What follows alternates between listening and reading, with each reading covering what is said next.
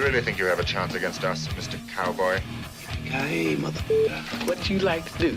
Oh, I don't know. Play chess, screw. Well, let's play chess. They give off to Jonathan Taylor. Jump cutting his way close to the goal line. He's in there. Touchdown! I-N-D-Y. Jonathan Taylor. Wheeler finds Quan from the logo.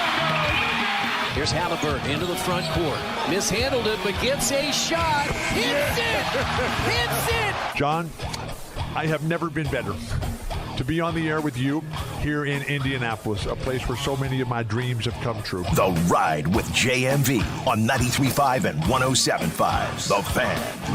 Hey, let's get something done for you today. Fast Friday means even faster in terms of, well, maybe not so much. Take your time, but we would love to see you in Greenwood at the Twin Peaks location today until 6 o'clock. And we have multi-pair. I believe Sienna said 4 pair in all to the greatest spectacle in racing. And if you heard earlier today, they are on the verge of, on the fringe of, on the cup of, on the rim of a sellout. So, my advice to you, we're out here in, I think, a garage area where everything opens up. So, I mean, hell, we're half-ass outside, half-ass inside. It's beautiful. It's one of those things where you still get the nice, cool air, but it's like you're outside. We're right here, right off of US 31. No, we're not. We're right off of Madison and right off of County Line Road in Greenwood, and we're at Twin Peaks. I would love to see you again. 4 pair of 500 tickets to give away, and we will talk about that and then some coming up here early on this hour. Doug Bowles, Speedway president and IndyCar Prez, going to join us coming up at the bottom of the hour. He's going to be here. The track dude, Michael Young, a little more insight on Fast Friday. And I'm going to have him give you a tutorial on what to, that's a big word for me too, by the way, what to expect tomorrow and then again on Sunday out at IMS with the track dude coming up here a little bit later on. Actually, in about 10 minutes or so, the track dude will be here. Our good friend from ESPN Radio, Mike Wells, is in the 4 o'clock hour. The multifaceted, the multi-useful, and the great talent that is Pat Boylan. Obviously know him for the Pacer broadcast. You know him as voice of the Fever. Their season starts coming up tomorrow with, I believe, what has already been announced, a sellout against the Chicago Sky. Pat Boylan drops in here coming up at 5:15. And we got something to watch later on tonight as well. It's one of those glorious moments when you can sit back and you can watch a game, and you may have a personal preference, but be damned, it does not matter what happens, and you still reap the benefits because your favorite team doesn't play coming up until Wednesday. It's one of those moments. I mean, hell, it's almost like I'm going to allow you to have to think back a number of years, if not decades. I know it feels like just incredible amounts of years ago. But the last time the Colts, A, made the postseason, and B, had a first-round bye. I know you got to jog your memory for this right now, but think back how it is in that divisional round where you're just kind of waiting on the competition. This is like the wild card. You're just waiting on the competition coming up later on tonight. My man Damon is in the house over there. Good to see him. Just waiting on it. And there's something to be said about how cool that is. Just sitting back, relaxing. I know a lot is going to be made of the time off and how that will get the Pacers out of its rhythm. A couple of things here. You know, it's probably going to end up being proven right, even if it's not quite accurate. I know the time off is probably this time of year better than anything else. But let's face it, these guys can get worn down to the nub. The best part about it is, for example, if the Celtics if they're able to later on tonight push this to a decisive Game 7 back in Boston, that's going to be on Monday night. And then you got game number 1 of the Eastern Conference Finals coming up on Wednesday night. I cannot think of anything better. So to me, that supersedes exactly how much time you have off. And I guess how you look at it, you think the Pacers are sitting around doing nothing, eating bonbons and getting fat and sassy? Because I don't think they're doing that at all. I think this team is in a groove, and I think this time of year in the NBA, especially if you play a grueling pace like they do, and that is their biggest, most tremendous edge, when you play like that, you're going to need a blow every now and then too. You wouldn't mind a day off, right? And you sure as hell don't mind a day off when your inbound competition is going to have to try to beat the hell out of one another for the right to play you coming up on Wednesday, the Eastern Conference Finals. I don't know about you, but you could not ask for a better situation unless they had home court. Now, if there was a situation to where they could get home court, you could ask for that. You could feel that, but otherwise, just kind of soak this up the way that it is right now and know you can go home later on tonight. You can watch the Celtics and the Knicks, and you can watch the Celtics try to have a little bit more Celtic pride. You can watch the Knicks try to overcome at home in Madison Square Garden, where it's impossible for anybody to win because numbnuts Keyshawn Johnson said so. It's impossible. I don't know who's going to win there. Like the Pacers did in Game 7 last year by 21, Keyshawn. That's who. So it's nearly impossible for a team to win there, according to Keyshawn Johnson. We'll see if the Celtics can do it and push that to a decisive Game 7, which would be coming up. That is on Monday. So really, it is a pleasure to sit back and relax what is going on. And you have to be thrilled about the way this is all breaking down. I mean, first of all, this is a Friday that is glorious. I do know that evidently we have some weather coming in. The AccuWeather forecast with my good friend Damon says the likelihood of storms, and some could be severe, is a little bit later on tonight, but I'll be damned it's not right now. It's not where I'm sitting. It's not at Twin Peaks in Greenwood. We have your chance to win 4 pair of 500 tickets, and I'm not going to talk about the blackout being lifted very much because I'm sorry. I love radio. That's my angle. And that's what I'm going to do right there. It's radio. Listen, I love Fox 59. I go on with Hagen all the time. I love everybody over there. But bread and butter right here, history right here is radio. I just hope everybody can be happy. Because if everybody can be happy, it'll be like the first time everybody is happy since 1988. Seriously, it's been that long if we can make absolutely everybody happy. But know this to be true. It is the awesomeness of radio and the IMS radio network that you're going to dial into coming up a week from Sunday. And oh, by the way, too, me and Tony Katz, it's funny, I'm hoping that the temperatures rise enough. I don't want Tony Katz to be justified in wearing his usual scarf out there. So I want it to be obviously warm enough from 6 a.m. on for him to be scarfless. Because, frankly, going out to IMS and sitting next to somebody with a beard and overcoat and a scarf, I feel like I need to have some kind of pipe or something and read a book, and I don't want to do that. So I don't need any leather-bound book out there with my man Tony Katz. So hopefully the forecast temperature is up. There's no need for a scarf. And again, where you should be on the radio right here. Track dude Michael Young's going to join us coming up in a minute. We'll get Fast Friday results, a little bit of insight, and also, again, a tutorial on what is going to go on coming up this weekend, what you should watch out for coming up tomorrow, and then coming up on Sunday as well. But I know there are a lot of people, a lot of you are out there today absolutely enjoying the time, and as usual, that is absolutely fantastic. So a Fast Friday, Track dude Michael Young, Speedway President Doug Bowles. At the bottom of the hour, I've got a number for you right now. I've located 50 Coke-Lot wristbands, so that's good. Actually 49 because I need one of them. Dev, do you need one too? Maybe even 48 if you need one too. Dev has just announced to me today that he is going to be the engineer. So I said, you better get ready. You better get ready to engineer a week from Saturday night.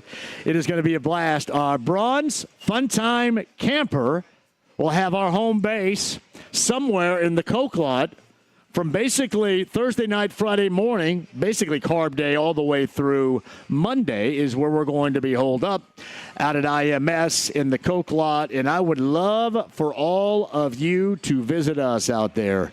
Cannot wait to see you guys. It is going to be an absolute blast. I love my man James back there. Hey, James, can I tell him what you just said? Is that okay? Yeah, go ahead. I love you, James. James, the producer back there, brings us now on the Andy Moore Automotive Group hotline. Michael Young, James said, by the way, Michael's from the IMS Radio Network. James said, I've got the track guy ready to go. You're the track guy. Come on. I love the track guy. I've been called so many things, but track guy I know you have. is yeah. And normally we can't say those things on radio, but yes, I'll be the track guy for James today. James is a good man. Let me tell you, he is a good man back there. It's I'll take your word track for it. dude. The track dude because he grew up in music, whether it was hairband rock, hard rock, classic rock, or alternative. That is the track dude, Michael Young, from the IMS Radio Network. And you also hear him out there on the PA as well, informing everybody. So I want to start with the Fast Friday stuff. How'd things look out there for you today, eyeball-wise? Nick Yeoman and I just got off the air. It was an interesting Fast Friday in the fact that we really haven't seen a lot of multiple mock quality runs. Everybody's just kind of did one and done, though you've seen several guys go out a couple of times, but Scott McLaughlin, Will Power, both drivers were quick. Christian Rasmussen with Ed Carpenter Racing was very quick.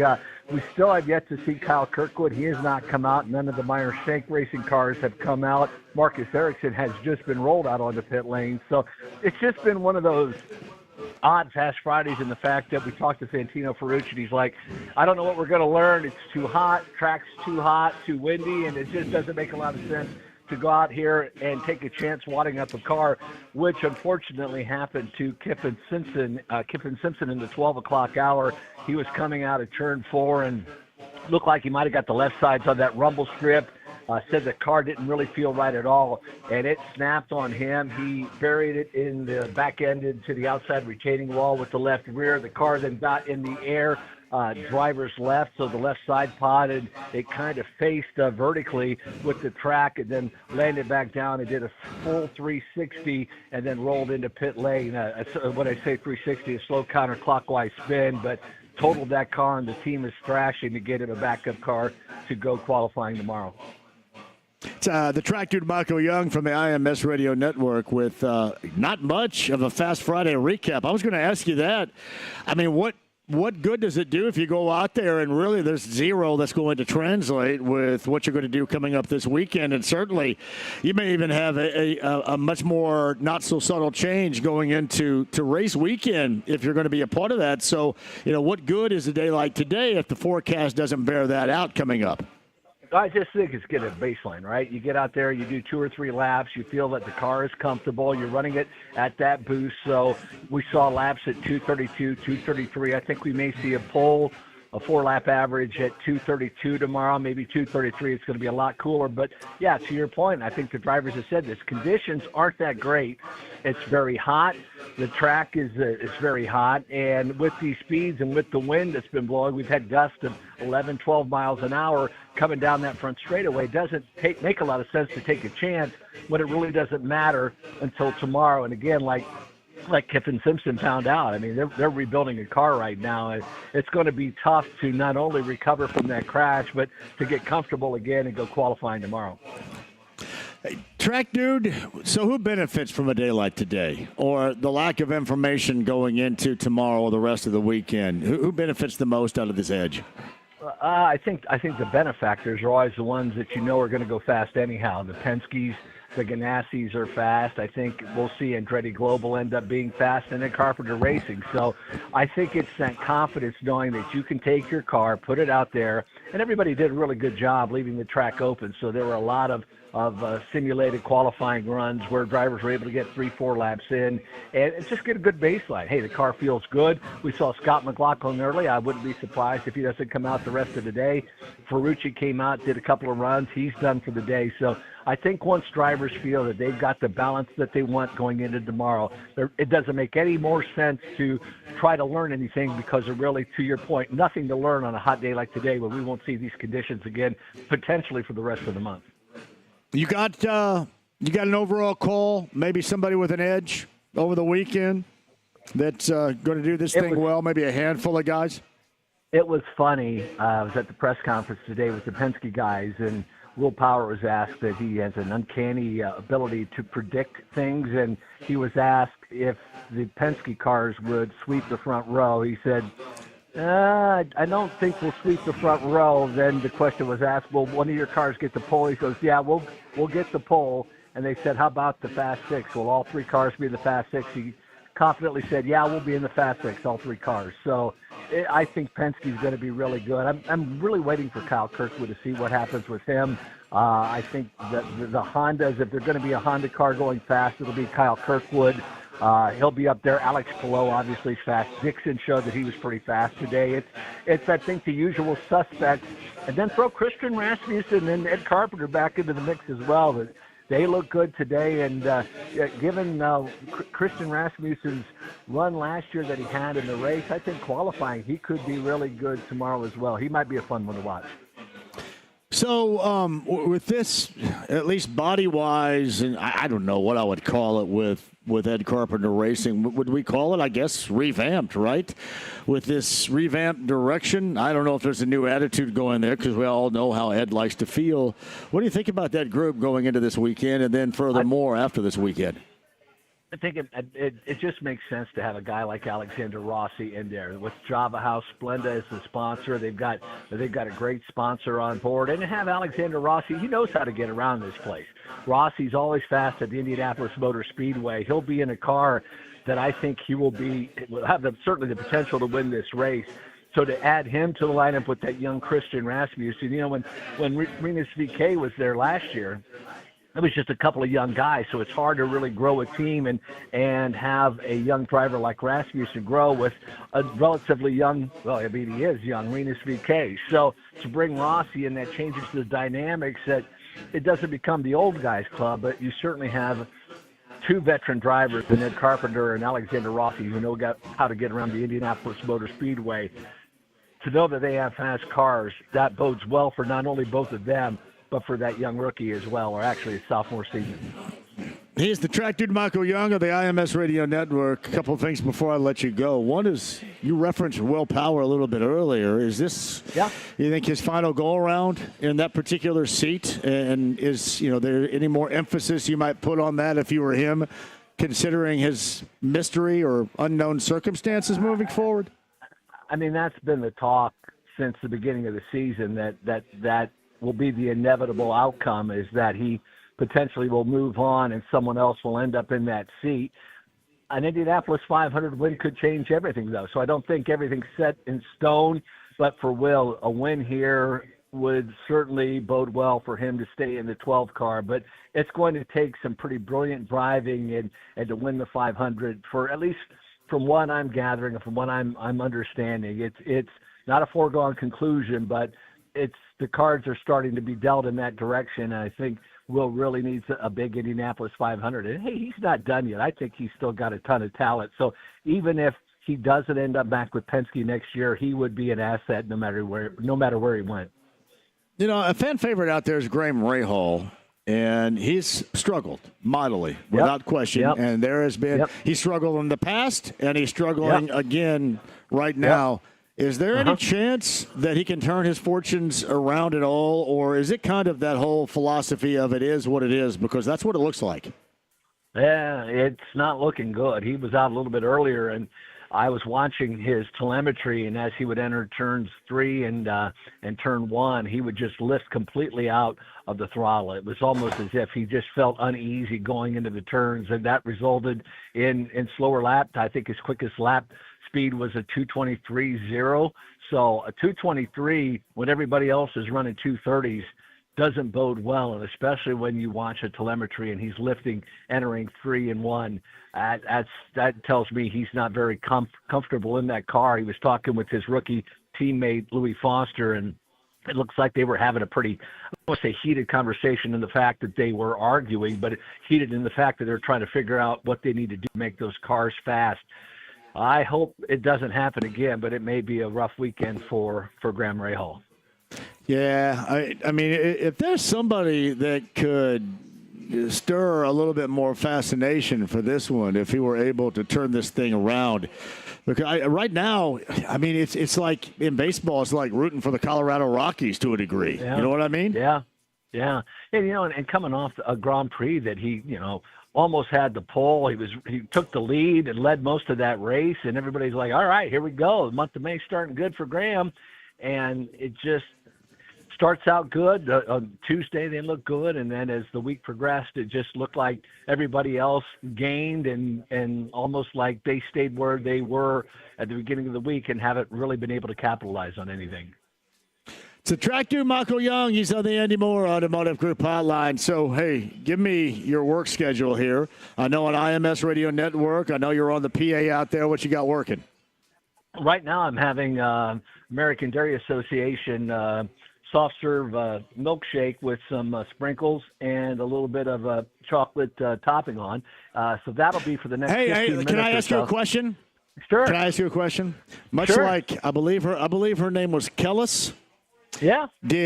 When you lived in Toledo, right? Were you Toledo, Ohio, or around Toledo? Northwest Ohio. Yeah, Delphus is where I grew up. But yeah, I was in Toledo. I was rocking in Toledo. Did your milkshake bring all the chicks to the yard? You know it did. You never heard that song, have you? I'm sorry. That's a bad 2000 song reference right there. You didn't get it, did you? It was probably the worst. No, it was probably the worst. Say that one again. See, I said, did your milkshake bring all the girls to the yard? So I flipped the script like Kellis had a song called Milkshake. No, yeah. And my milkshake brings all the boys to the yard. So I flipped it. Right. So not only did you flip it and lost me on that, but I think everybody in your listening audience rolled their eyes and said, my God, what just happened? You might have just lost 4 or 5 people on the Coke lot, come race night. What's really sad about that is I gave a 20-minute speech on how not to be a dork and a nerd yesterday, and here's my ass right here. You know what I mean? Seriously, I said, it was dorky. Don't be a dork. Yeah, that's dorky. I look at it right now. I have a little time to think about it. It simmered a little bit, and that was pretty nerdy and dorky of me. I just want to say to you, hey now, you're an all-star. Get your game on. Oh, no. Go play, Jay. Go play, Jay, is what I'm going to say to you. I'm going, buddy. Yeah. Track dude, Michael Young. Back on the PA the rest of the day today, and then Dave Calabro's son is getting married, so it'll be Alan Bestwick and I calling qualifications all day Saturday, Sunday, and then Carb Day with PA Radio Network, and then on the morning of the 500, 6A to 11A with Greg Strom, the PA, and then we'll be in turn 2 for the 109th running of the 500. Wait, Calabro's son's getting married on qualifying weekend? Yes. What the hell? Yes. Right. Yeah, he told me the story. My God. His son, so they went to Washington, D.C., and his son's telling him that he's getting engaged, and Dave's all happy, and he goes, "Are you happy for me, Dad? Hey, do you need another bourbon? Hang on real quick. I'll grab one for you." And then told him, "Oh, by the way, she wants to get married at this facility that only is open has only a couple of open dates, and it happened to be this weekend when they could get these facilities." God. So, yeah. Talk about a guy who's crushed. It is Dave Calabro right now. Wow. Yeah. Seriously. Not crushed. I mean, obviously he's happy for his son and wants to obviously be at the wedding, but it's a hard weekend to walk away from the Indianapolis Motor Speedway. I would guess. Yeah, that's tough right there. Yeah. I bet that was a tough one probably to address if you're his son. Wasn't it? Well, oh, yeah. So, that's why he offered him another scotch or another bourbon before he told him the story. Yeah. One of my buddies, as a matter of fact, back in 92, got married the night before the 500. And I said, this isn't going to bode well for you being a big race fan. And he said, no, it'll be fine. I told her that from here on out, we'll just go to the race. And I said, just be careful. And he was sitting on a cruise ship. Out in the middle of the ocean, and the 1992 Indianapolis 500 closest finish happened, and they were married for another year, and that was it. So, yeah, it happened. The track dude's right there. You can catch him the IMS Radio Network and the PA and all that, and we'll catch you up next week as well, too. Okay, track dude? You got it. Sounds like a winner. Have a great rest of your afternoon. You got it, buddy. Track dude Michael Young on the Andy Moore Automotive Group hotline. We have 4 pair of 500 tickets to give away. Twin Peaks and Greenwood. Let me take a break. Speedway president and IndyCar press Doug Bowles going to join us coming up on the other side. Mike Wells, ESPN Radio. Pat Boylan, the voice of the Fever. And, of course, a member of the Pacer Radio Network in the 5 o'clock hour. Don't go anywhere. Stream the app, HD Radio, the AAA Membership Lounge via YouTube Live, 93.5, 107.5, The Fan.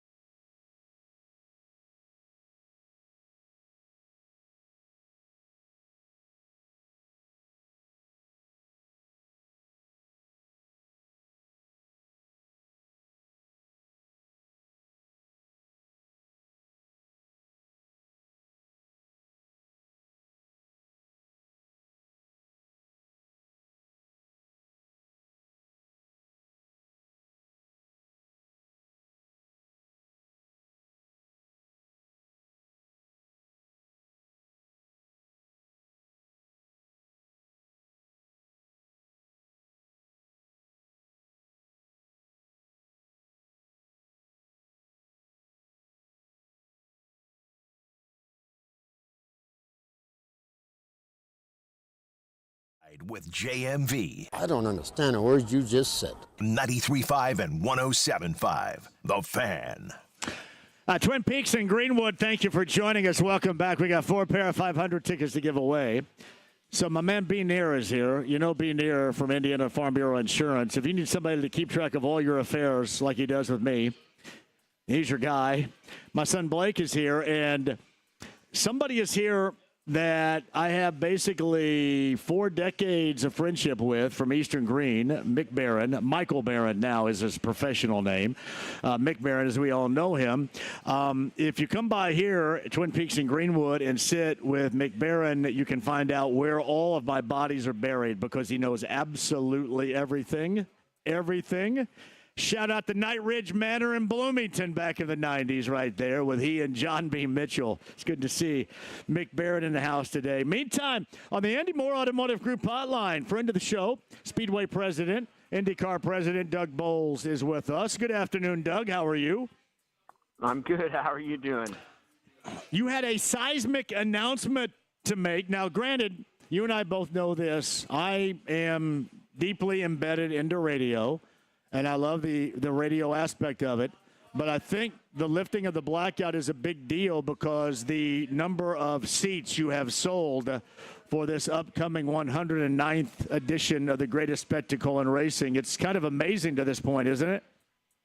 Yeah, I think so. I think we're probably less than 500 tickets remaining in the grandstand. So earlier today, we decided the best thing to do is let folks know that we will sell out those grandstands sometime this weekend as the NTT IndyCar Series drivers are trying to qualify for the race. So we thought we'd get that out there. And we thought at the same time we ought to just let everybody know in this marketplace we'll get rid of that delay or the blackout so that people can watch it live here. And you're absolutely right, though, man. There's nothing like listening to it on the radio. And so many of our folks here will listen to it on the radio while they're watching. And I know a lot of people still be in their backyards that aren't here listening to it on the radio because that's just part of the tradition for so many people.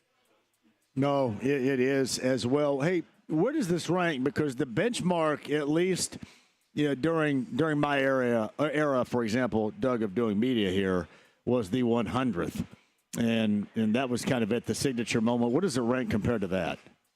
Yeah, this for us. I mean, we obviously the 100th running of the Indianapolis 500. So many people wanted to be part of that, and we actually announced our grandstand sellout that year in early May. So we're a few weeks behind that announcement, and we're going to continue to sell GA tickets. So I don't think we'll stop selling GA tickets unless something crazy happens this week. So it's probably it'll be a little bit less than where we were in the 100th running, but certainly really close. And I think we'll eclipse 350,000 people here. And for us as a team, and for us as a community, to be able to say that the Indianapolis Motor Speedway grandstand seats are sold out is a really cool moment for all of us. And when I say all of us, I mean everybody in this community, to celebrate the fact that it's our energy level, the fans' energy level, the neighbors, the people that live here that make it so successful, and I think has allowed us to get to this point. So you said 350. Is that kind of a light number? Is there any way you think this event approaches 400K on Sunday? Next Sunday, I should say. I wish, but I think that's logistically and operationally that'd probably be a challenge for us. No, I think by the time you add 232,000 seats and another 20,000 suite seats, and then you have the 12,000 workers, and you start working it through, and in that 100-ish thousand in the infield, it's going to put us right around 350. It'd be crazy if we were at 400,000 for sure. What'd you have in 100? To top out, we had over 350,000 people here. So okay. I think, like I said, I think we'll be a little below that this year, but still pretty excited to say that the grandstand. So yeah. My number may be a little bit too robust right there. My apologies, but no, I mean, hey, whatever. I know you were asked this a couple of times, and I have to for the sake of having to ask, but the President of the United States, had mentioned maybe some interest in coming. Any word on that to this point? So, this morning in our press conference, I mean, all we really have been allowed to say is that the only people that know the president's schedule, the president, you kind of had to ask the White House. I did just see within the last hour, one of the Politico reporters posted that he had confirmed with the White House that the president would not be attending the Indianapolis 500 this year. We have not heard that word one way or the other, but that was something I just saw within the last hour with one of the Politico reporters posting on Twitter. Hey, you and I, we've been on top of the pagoda. We've done all this stuff together in the past, too. And I know what goes into, a race weekend, and all the bases you have to cover. Did you feel like you're prepared if, for example, that is not the actual decision and he does come? Because that seems like that's a stratospheric jump in preparation than what you normally do, even with what you normally do being incredible. No, I think we're prepared in terms of, obviously the venue. We know how to get people in. What's the challenge, I think, when that happens is the Secret Service does come in and change some of those preparations, and you just don't really know what changes they're going to implement until they get here. And, so if in fact he decided to come, it would be probably a lot of work 24 hours a day for several days to make sure that we were aligned with them and they were aligned with us. And but at this point in time, like I said, all we knew is we were waiting on the White House schedule, or that's how we had to notice it. But as I said, Politico just posted within the last hour that they confirmed that he was not coming, but we have not heard that officially. I'm curious, is there any part of you that says, damn, man, you went to Daytona. This is the greatest spectacle in racing. Come on, man. Any part of you say that? So since 2013, I've always said, if a sitting president wanted to come attend your event, that's a pretty flattering moment. And the idea that Air Force One could fly over and all those things would be pretty cool. But like I said, it also comes with the logistical challenges. And really, at the end of the day, if all we're focused on is just delivering the customers who come here every year the event that they expect, and then at some level, what little sleep I'm gonna get between now and next Sunday, I'm gonna sleep a little quiet, a little sounder, because I'm not worried about everything else. Well, the good part about it is, we'll get to this in a second, you'll be hanging out in my RV, the Bronze Fun Time Campers RV in the Coke Lot. We'll get that in a second. But I did want, because you remember this as well, when Nigel Mansell was here in the 90s, was it once or twice that the Concorde flew in here and it stopped traffic on 465? It was the most amazing thing I think I've ever seen or witnessed with a plane landing here at Indianapolis. And unfortunately, I never got to see that fly, and I would have loved to see that. But you're absolutely right. That plane coming in, when we had Nigel Mansell here, that was a huge deal in motorsport to bring F1 champion Nigel Mansell to the Indianapolis 500 and actually the kart series back in the day. And there are those moments. It's just like any time Air Force One flies over, it's a big deal. So that'd absolutely be cool. I don't know the last time he was here, any of the presidents have been here maybe in the last few years, but when Air Force One lands here, it's a big deal. Also shuts down a lot of the roads, and the airspace gets shut down. I mean, there's a lot of things that go along with that make hosting 350,000 people a little bit of a challenge.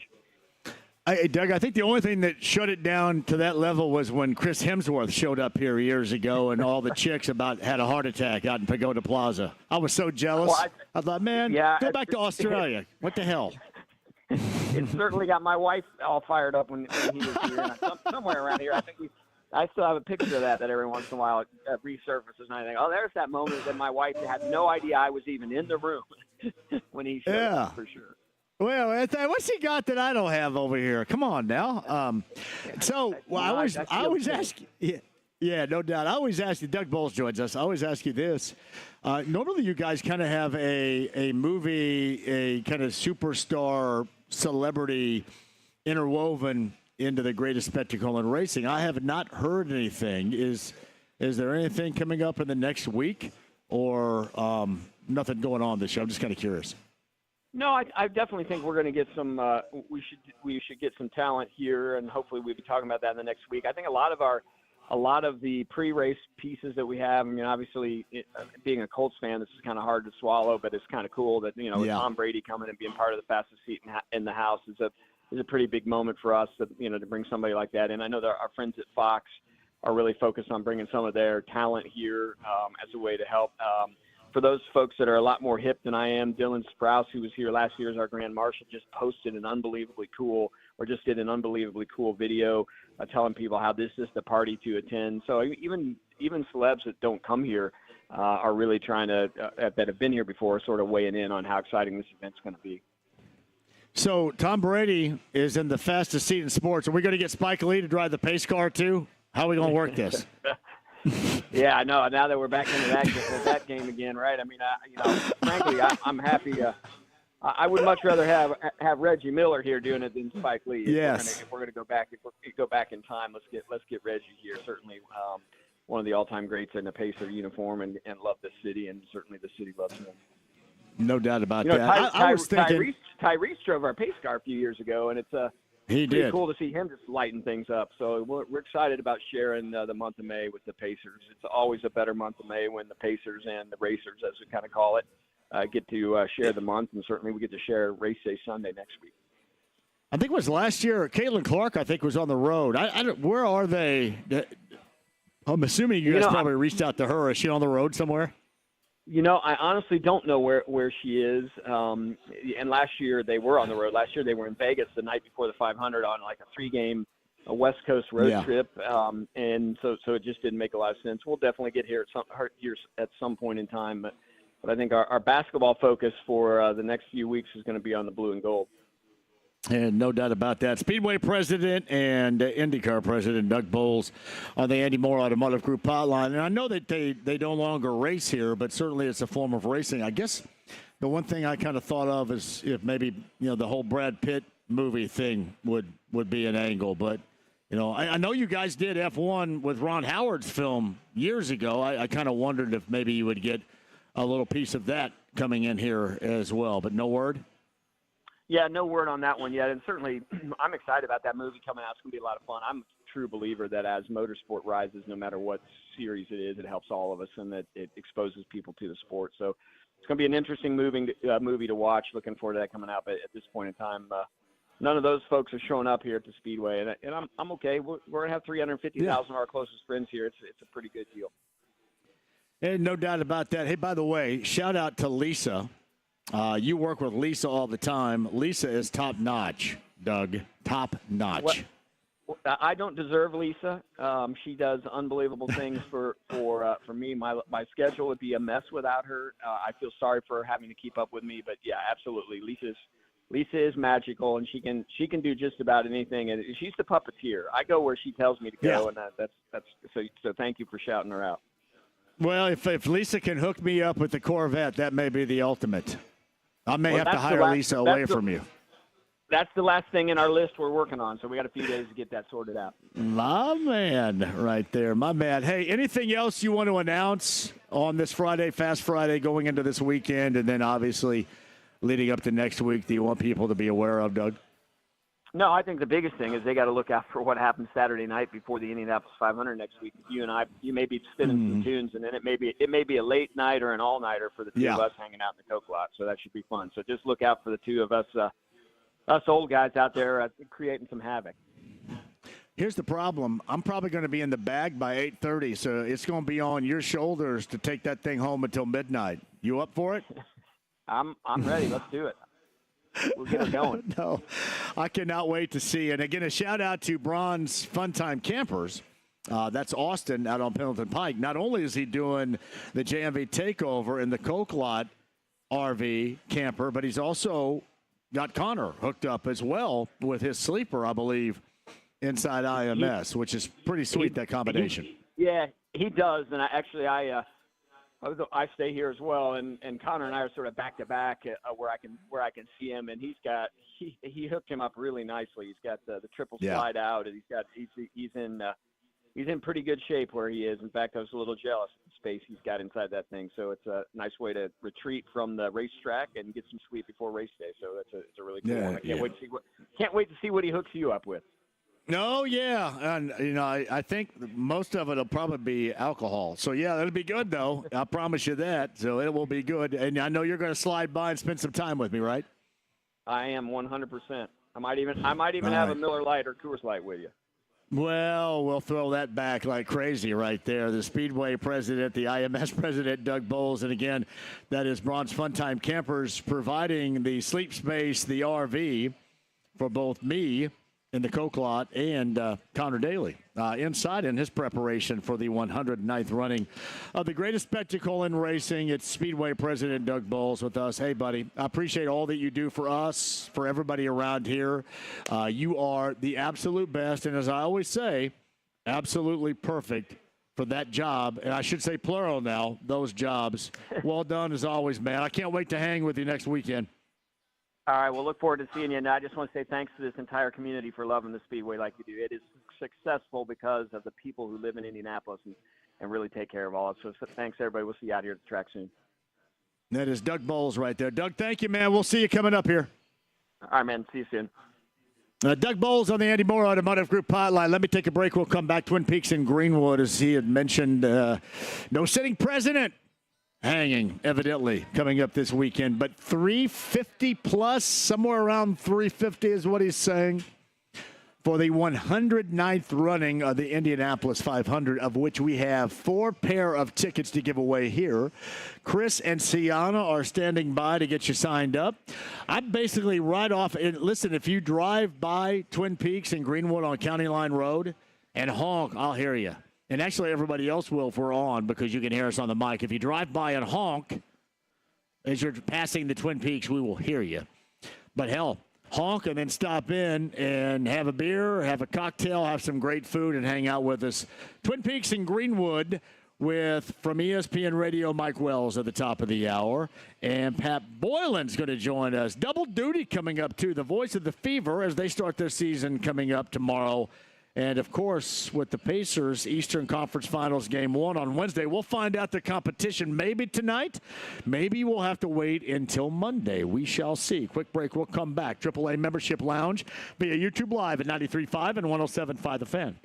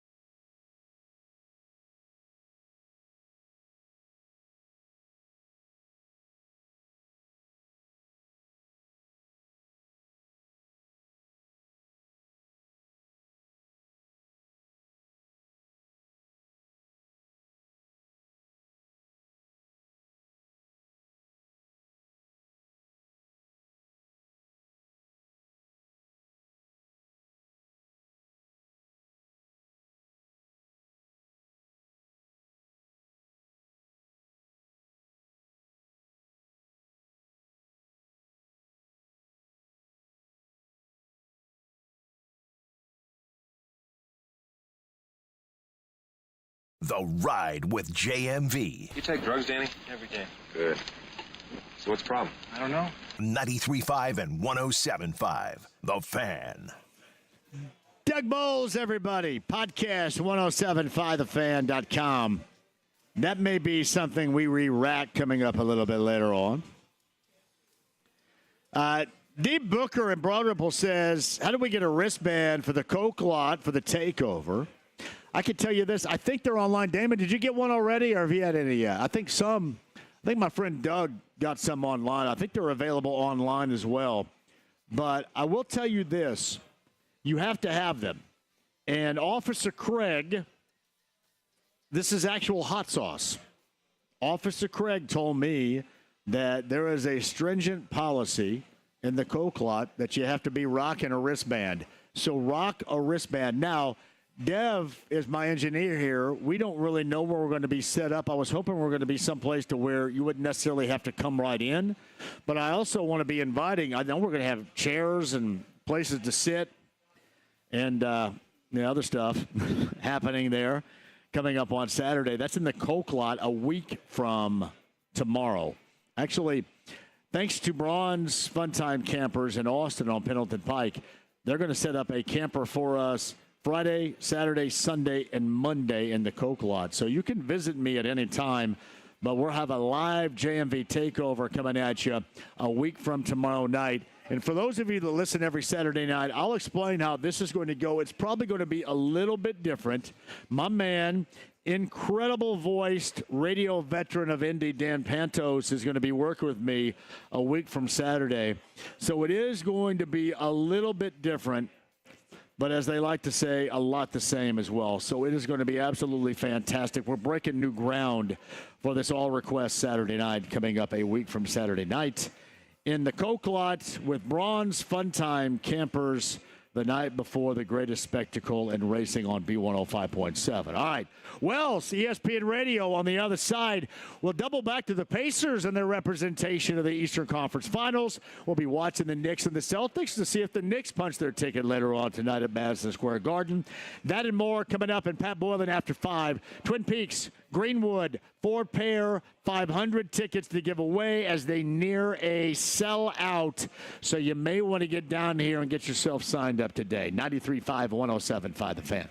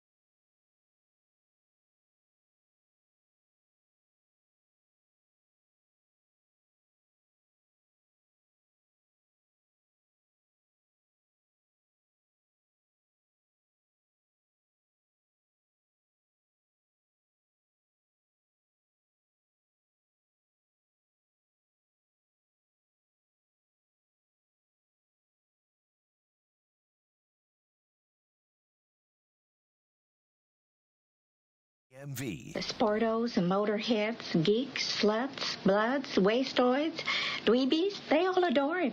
They think he's a righteous dude. 93.5 and 107.5. The Fan. Now let's crank this up. This is the walk-up, talk-up that is infamous with 90s Slow Jam from ESPN Radio, the Andy Moore Automotive Group hotline. I'm stepping all over it right now. It's Mike Wells. 1993, Mike Wells. Go ahead and take the lead. Let's hear it. Here we go.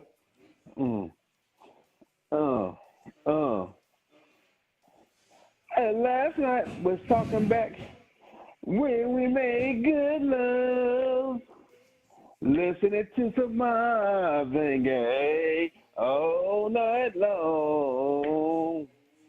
Now I want that old flame back. Make these moments once again comfort. So won't you? Do it for us, babe. Well, here we go, Jay. A good loving body, rocking, knocking boots all night long.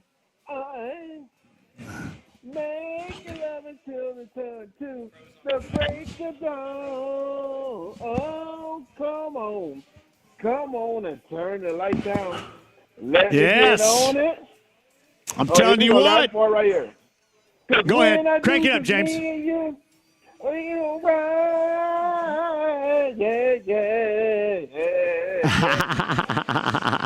H-Town. Oh, here it is.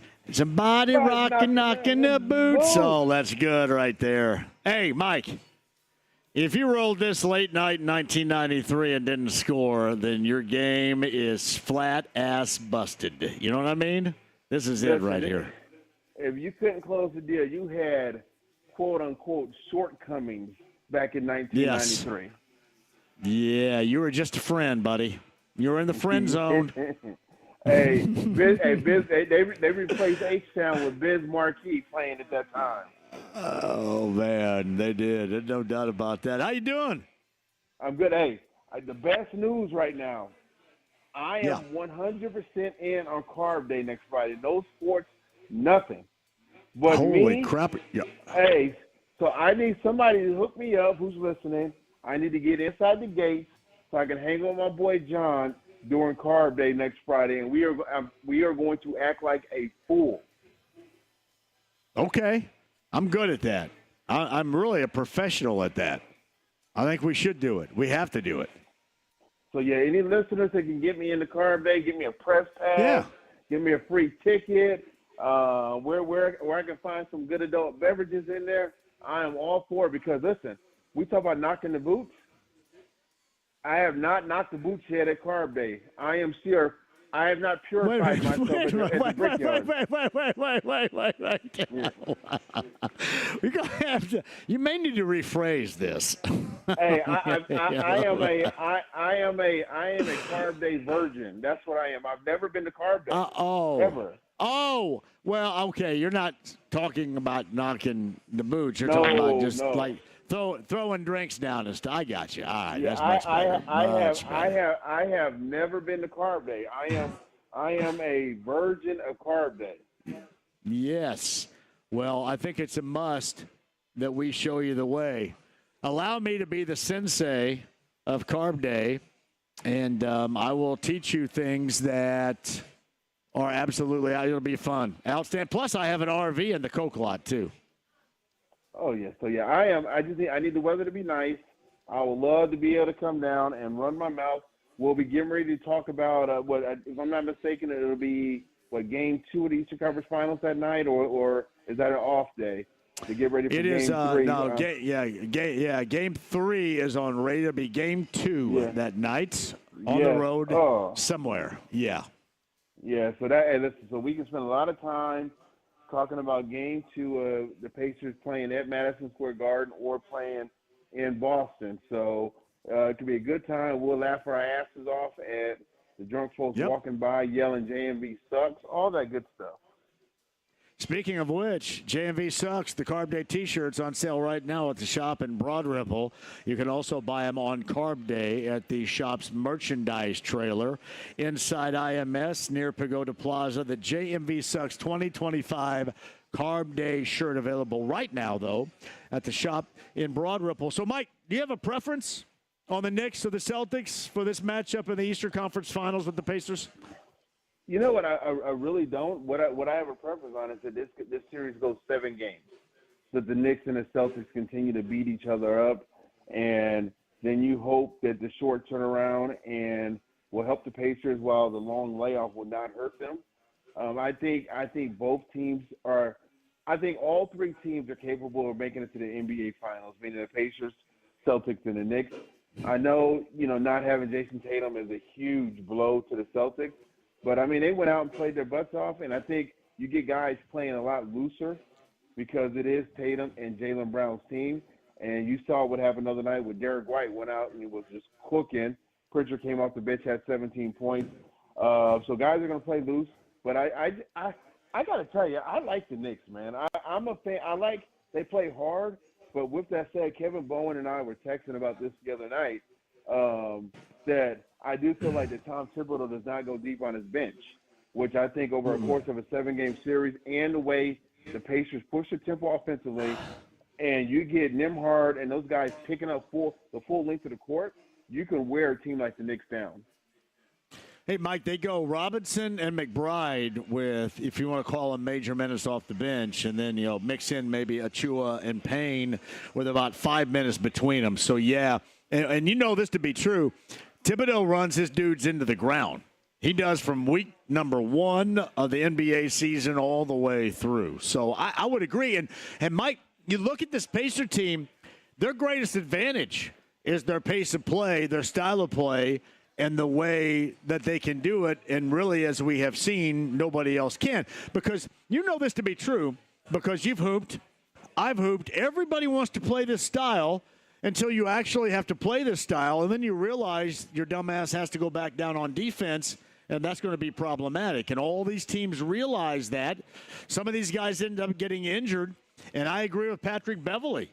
Patrick Beverley, the former Bucks player, said this is the most physical team in the NBA, not because they're like the 94 Knicks, but because of their style of play, their pace of play, which wears you down to the bone. That's their biggest advantage. Yeah, no, and I'm gonna start it here. I know the players have to execute everything, but this has been a damn good coaching performance by Rick Carlisle this year, man. I love seeing how Rick has embraced. He's gotten away from wanting to get his players to play the way he wants to coach. He is coaching with the personnel he has, and I think this arguably, and I mind you, he obviously won an NBA title with Dirk Nowitzki and the Dallas Mavericks over LeBron and all them. I think this might be one of his finest coaching jobs yet because of what he's been able to do and the way he has bought into what he has on the roster. Well, I think it's because this whole thing, I brought this up on Monday. This whole thing has a lot going on in it because you have to be able to coach this style. And then Kevin Pritchard and Chad Buchanan and Ted Wu have to bring together guys that fit this style because, as I mentioned a little bit earlier, not everybody does. And you have to have guys that are very unselfish to play this style. Whenever I hear somebody say, you know what, the NBA is not my bag because they don't play team basketball, I would love to introduce them now to the Pacers because there is no NBA squad out there that plays more of a team game. And really, not a lot of college teams play this way any longer either. It really is a lot of ball movement, a lot of personnel movement, and guys that know their role, egoless, and it's a team you can really get on board and enjoy. Mike, I've said this too. This is one of, if not my favorite team of all time of anybody around here because they're a great group of dudes, and they're winning at a high-level clip. And they're egoless. I mean, they're a group you can really get behind.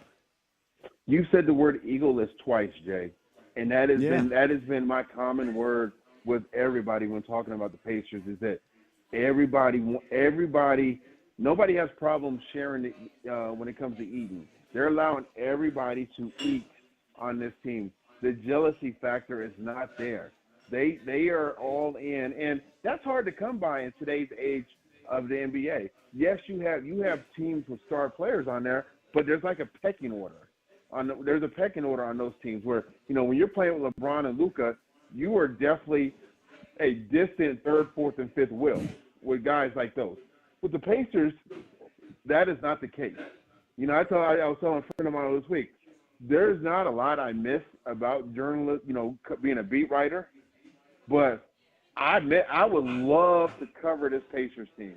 And mind you, you're talking to somebody who covered guys, hanging out at strip clubs, getting arrested, jealousy issues on the roster. This is the type of team I would love to cover because the type of stories you can tell about how unselfish and how much fun it is to this team would be a joy to cover. No, and then they have a level of success that you can enjoy, you can get with as well. And you do not see this style of play very often in the NBA. I give the example, Mike, of Giannis. Well, everybody's talking about Giannis has got to get out of Milwaukee. He's got to go find a team and be another star. He's got to get with another star. He wants to be with another star. There are really good players on this team, but the star is Halliburton, and he makes sure that everybody here that normally can't get their own go out and actively get their own. That puts them in position to be the most successful. That is, to me, the team concept in a nutshell, which you just don't see very often, really on any level anymore. No, and you look at, and I got to tell you, man, Halliburton, it is a treat watching to see what he does. Of course, he had the game where he didn't talk to the media and everything like that, but it is what it is, because he struggled getting anything going. It's fine, but he has had a hell of a playoff run so far. But you look at a guy like Andrew Nembhard. He would have such a bigger role on other teams, but he likely wouldn't be on a team that has as much success as the Pacers. So sacrifices are being made by guys on this team. And that goes back to the egoless size that, there's guys, Benedict Mather would start on so many other teams around the league. But he has accepted his role for what it is for now, and there's no rocking the boat by guys on this roster at the moment. No, there's not. You have success. Everybody's on board with it, and that always does work. It's Mike Wells of ESPN Radio. He is on the Andy Moore Automotive Group hotline. I did want to ask you this. I've been actively trying to get Steve Simon to call in the show, and one of the reasons is I don't want to hear at the end of this year anything about luxury tax, and this is the reason why. To get Miles back, we had to trade Obi or we had to get rid of guys. I want them to spend at the level in which they feel it's necessary to win because, Mike, this is a championship window for this group. You look at what is going on, transitionally speaking, now in Milwaukee, what's going to be going on, transitionally speaking, in Boston. This is your moment to be all in. And I don't want to hear a damn excuse about layers of luxury tax and never done that before or any of that bull crap. Pay them the money to make them the best that they can be. They've proven it, and you have that opportunity. Look, Mike, in the past, LeBron James has been in the way. Michael Jordan's been in the way. There is nobody in the East in the way, especially coming up next year. So make it happen. Pay these guys, go into the luxury tax, and give the fans what they deserve when they had to sift through a bunch of crap back in the day. Yeah. Hey, you want me to send Steve Simon a text and tell him you want him on the show? Well, I wish you would. No, I tried. Listen, it's funny because I love everybody over there. And Chad Buchanan comes on whenever I ask him to come on. But I can't get a response from a damn soul over there. Seriously. It's like pulling teeth. Where, on the PR side? With the Pacers, yeah. Oh, man. Hey. Zero. Zip. Hate to hear that considering what, the run they're going on. And, Jay, we are 16 minutes into this segment, And we haven't even talked about the team on West 56th Street. That is a treat right now. I mean, and this is no offense to the Colts right now, but it's not like you're trying to pass time and discuss, rookie minicamp and stuff like that. We are embracing this moment, and I'm telling you, next weekend is going to be so much fun with the race and also with Game 3. By the way, I hope Bob Kravitz can handle covering two events, because last time that happened, I was worried about him, man. It was a struggle for him covering Game 3 of the Patriots Heat Series in the Indy 500. He was on the struggle bus. What happened to him? Oh, we were coming back from Miami and missed our connection in Philly. He was running to the gate. I thought he might pass out because, them little short legs, he couldn't get there. I know. And there was a gigantic conference in Philly, so we couldn't get a hotel anywhere. First time I shared a hotel with somebody not in my family since I was in college. And I woke up at like 2 a.m, and there was a light in the bathroom, and all I saw, it looked like a 3'5" leprechaun in tidy whitey underwear walking back to his bed. Wait a minute. True story. You had to share a hotel room with Bob Kravitz, and you allowed him to sleep in his underwear? I had no idea. Listen. Nah, man. I would say if you're sleeping in your underwear, you're sleeping in the hall, brother. God dang. I went to bed. First of all, I was mad I had to share a room with him. I went to bed first because I was tired, and I woke up and he's coming out, and you see the lights in the bathroom. I seriously see this guy in freaking tidy whitey drawers. I'm like, dude, what are you doing? I woke up quick and asked him what he was doing. What? Yes, that is it's odd when a dude sleeps in his underwear in a room with another. Yeah, that's weird. Yes, then he left his credit card at the airport at a bar. I mean, it was a rough go for Bob. So I'm hoping, and Kravitz, if you're listening, I love you, but you should have known I'm telling this story on the air. Man, that's terrible right there. I'll be honest with you. Even with Chris Hagan, if I ever had to, I had to go to Houston with Tony Donahue, and we had to stay in the same hotel. I made him. There were separate rooms. There were 2 beds in one room, but I made him sleep on the couch and the other bed stayed vacant because I didn't want to sleep in the same room. There's no way. I can't do that. I'm not sure who. Listen, you talk about two little guys having to roam around. You should make Kravitz and Hagan share a room together one time. Where the hell has Hagan been at?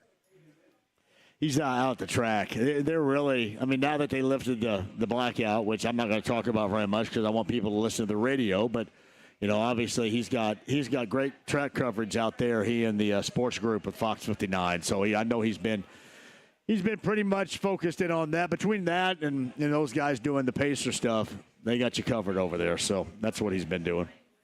All right, he gets a free pass, man. And then where the ladies been at? The what's that? The ladies? The ladies are going to be out in Pagoda Plaza. So when you come to Carb Day, Lindsay and Gina will be out there. I've heard they both will be out there. I think I'm doing something with Scott McLaughlin and Pennzoil coming up on Monday at the Brickyard Crossing, a long drive contest. And I think the girls are going to be out there as well. That's in the morning. That's not with the show. But they will. I have been informed by the Princess of Ice Cream that she is going to hang for a majority of the weekend out there. So that's what I've been told. But who knows? That could change because she's the Princess of Ice Cream. But no, the girls will be out there to go to Plaza with us coming up on Friday. All right, well, listen. I don't know who you got to talk to. Hopefully you can help me out on getting get me in the car for free because I want to come hang with you for the entire show, man, because we may end up going off the rails, bro. No, it's a hell of a time, too. We get a good crowd out there in Pagoda Plaza, and it is, we'll stack a pyramid going on, too. It'll be a hell of a time, so you will enjoy it, especially for a first-timer like that. I know we've had you on before, and you kind of wonder what's going on out there. You hear it in the background. You'll get to see it for real here. It's going to be a blast.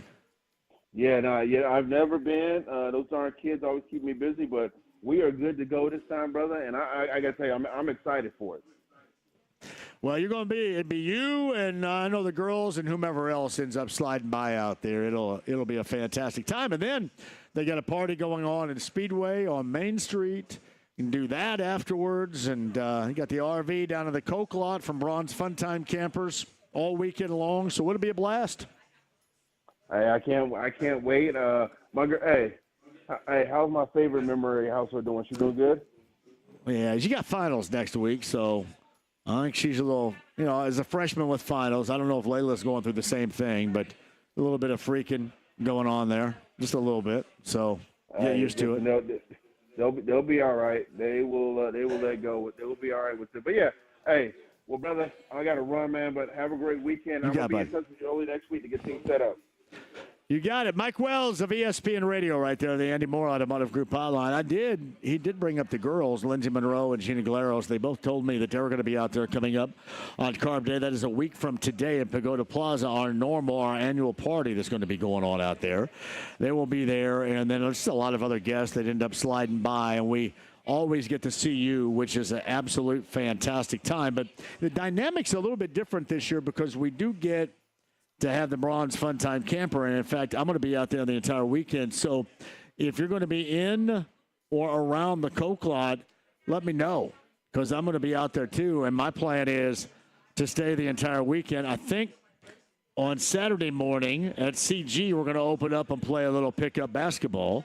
So I'll vacate and go down there. But otherwise, all weekend long, you're going to be able to catch me and us out in the Coke lot in the Braun's Funtime Camper, which is going to be great. And, of course, on Saturday night, the JMV Takeover a week from Saturday goes live from the Coke lot. And we'll do our normal 6 hours of live music for the first time from the greatest spectacle in racing the night before. In the past, I'd stayed on until like 1 and 2 in the morning and then just kind of drove downtown and hung out in the infield until I had to go over at 6 a.m. for the pre-race show.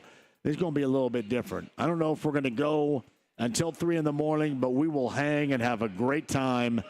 Me, and I know Dan Pantos is going to run things back at the station, but we will have an absolute blast on the night before the 500 with the JMV Takeover. That I can promise you. All right, let me hit a break, and we'll come back. About 5:15 or so, I think Pat Boylan's going to drop in here. If you missed Speedway President Doug Bowles, we did address the whole sitting president situation. He said there's an article out there right now that suggests that he will not attend the greatest spectacle in racing, but I did ask. And, of course, this is approaching a sellout. And we talked about that. Around $350K is the expectation out there coming up on race day, and that is more the conversation we're going to have. I also have time for you at 239-1070. So on the other side, 239-1070. We'd love to have you join us. We'll talk up the Pacers, their competition, because tonight you'll be watching the Knicks and the Celtics, and you're going to find out exactly maybe if the Knicks win, that's their competition. If this goes to a decisive Game 7, that is coming up on Monday night because on Sunday afternoon, you have a decisive Game 7 in the Western Conference semifinals. The Nuggets get a win at home last night. You've got the Nuggets and the Thunder in their Game 7 coming up on Sunday afternoon. So there's a lot going on for you. Hey, join us here at Twin Peaks. We're in Greenwood, 4 pair of Indy 500 tickets we shall give away. Plus, I'd love to see you having some beers, some great food from Cocktails. We're in Greenwood off of County Line and Madison, the Twin Peaks location. Would love to see you. Quick break. We'll come back with your calls at 239-1070. That's next. 93.5 and 107.5 The Fan.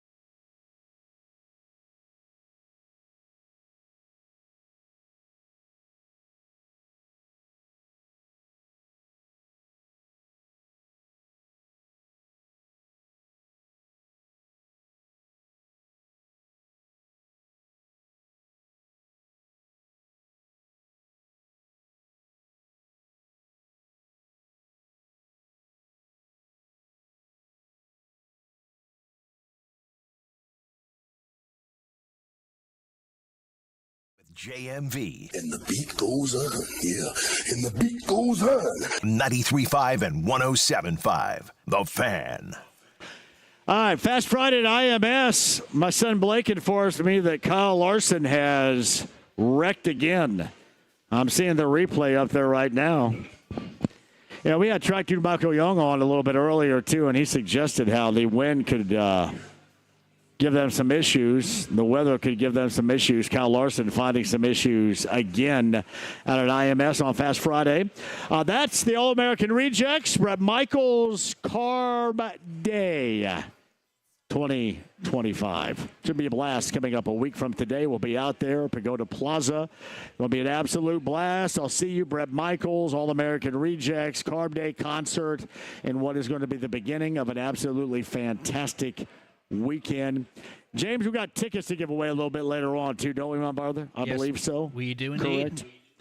Carb Day passes to give away a little bit later on. Twin Peaks in Greenwood is our location right now. By the way, to IMS.com. If you would like to get your Carb Day passes right now. I would also remind you, as we had Doug Bowles on a little bit earlier, they are approaching a sellout. So, with that in mind, you have the opportunity here at Twin Peaks in Greenwood to win. We have 4 pair of Indy 500 tickets we will give away.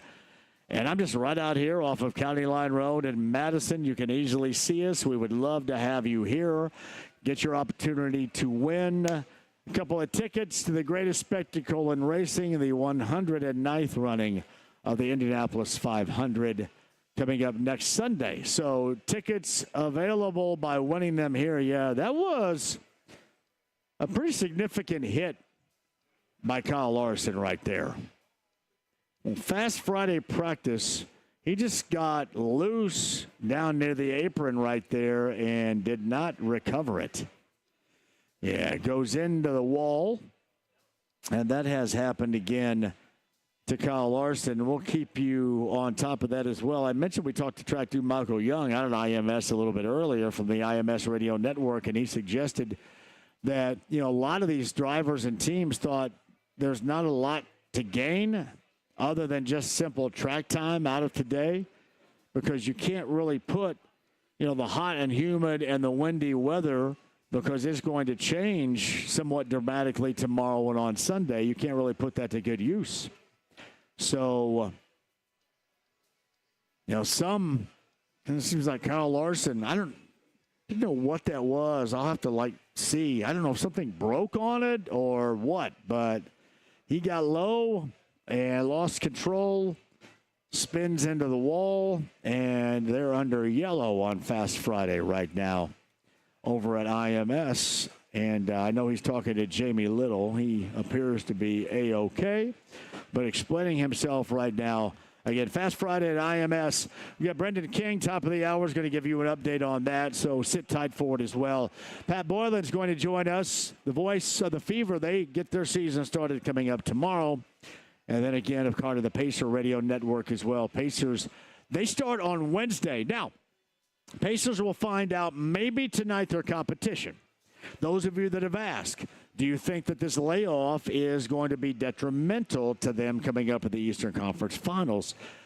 I'm never going to say that a time away, it's not going to take you a minute to get back on board, but this is going to play more of a role with whomever comes out of that other Eastern Conference semifinal, and here's why.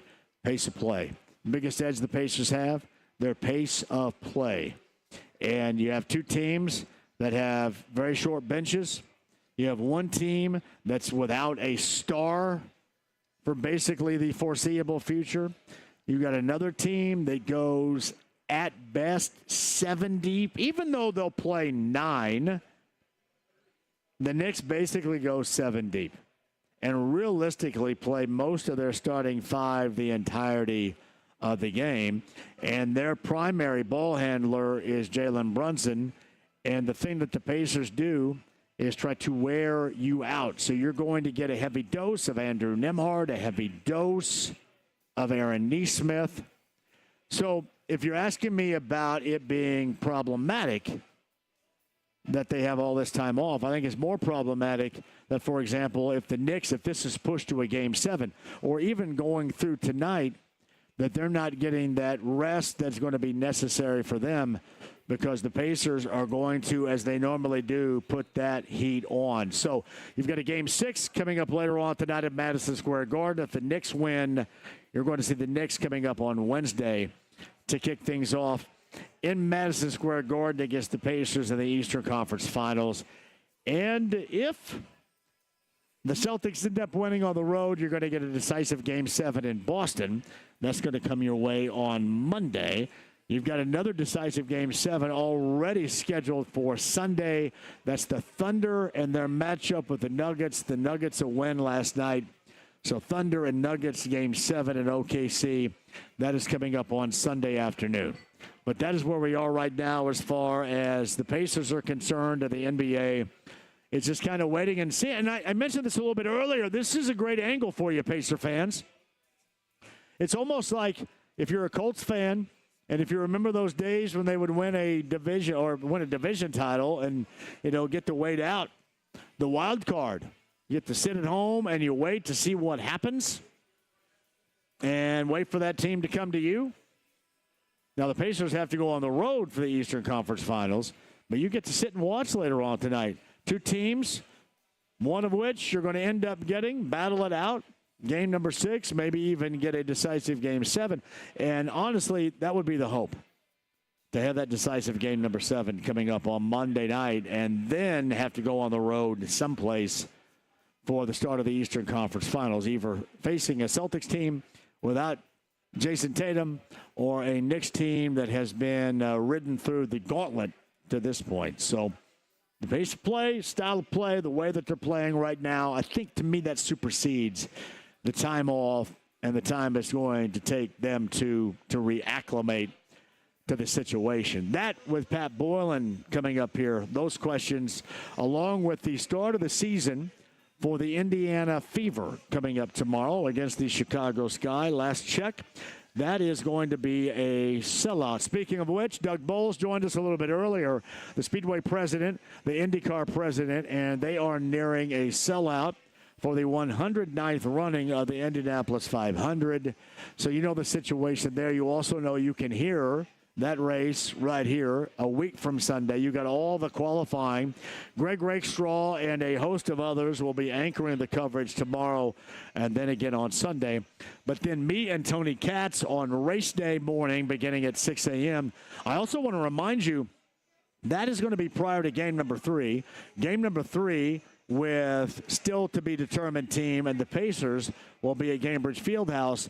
I am going to have a pregame show for you on that Sunday. So a week from Sunday, it is me and Tony Katz from 6 until the start. We visit the IMS Radio Network, and then I'm going to come back with you later on in the afternoon with a pregame show for the Pacers and the still to be determined team. That is coming up a week from Sunday. Yeah, I know I'm going to have a busy one, too. Speaking of Carb Day, you know I'm going to be babysitting Mike Wells' ass out there. You know that is coming, too. But Carb Day is going to be outstanding at Pagoda Plaza, that normal party. I'll be looking for you. You'll be able to get your JMV Sucks 2025 Carb Day T-shirts. If you haven't already bought it, you can find it right now at the shop in Broad Ripple. But they're going to have them for you. That is coming up on Carb Day in their trailer. They have a merchandise trailer near Pagoda Plaza. That is the shop. So the Carb Day 2025 JMV Sucks T-shirts coming straight at you either right now in Broad Ripple at the shop. You can get them right now. Or you can also take advantage of that deal coming up on Carb Day out near Pagoda Plaza in the shop merchandise trailer. 2025 JMV Sucks T-shirts. There is so much, I know. I don't even know where to begin on it, too. But it is going to be an absolute blast, an absolute party out at IMS beginning next week. I should also remind you as well, we have a tavern tour stop with Heaven Hill Distillery and Brent Halverson. That's at Dawson's on Main and Speedway the Thursday before Carb Day. So the Thursday before Carb Day, I shall see you there. Dawson's on Main. Cannot wait Quick break. We'll come back. I got time for your calls at 239-1070. Pacers and who you feel is best that they match up with. We'll do a little racing conversation we want. And obviously always Colts right out there. Well, we kind of got our Colts stuff out yesterday, too, with the whole snafu with the schedule release video. But whatever you want to hit to, Eastern Conference semifinals in New York with the Celtics and the Knicks later on tonight, too. Anything hoop, always as we're live at Twin Peaks in Greenwood. Indy 500 tickets to give away. We have 4 pair while we're here. We're here until 6 o'clock. Don't go anywhere. The stream, the app, it's HD Radio, the AAA Membership Lounge. You can find us via YouTube Live at 93.5 and 107.5 The Fan.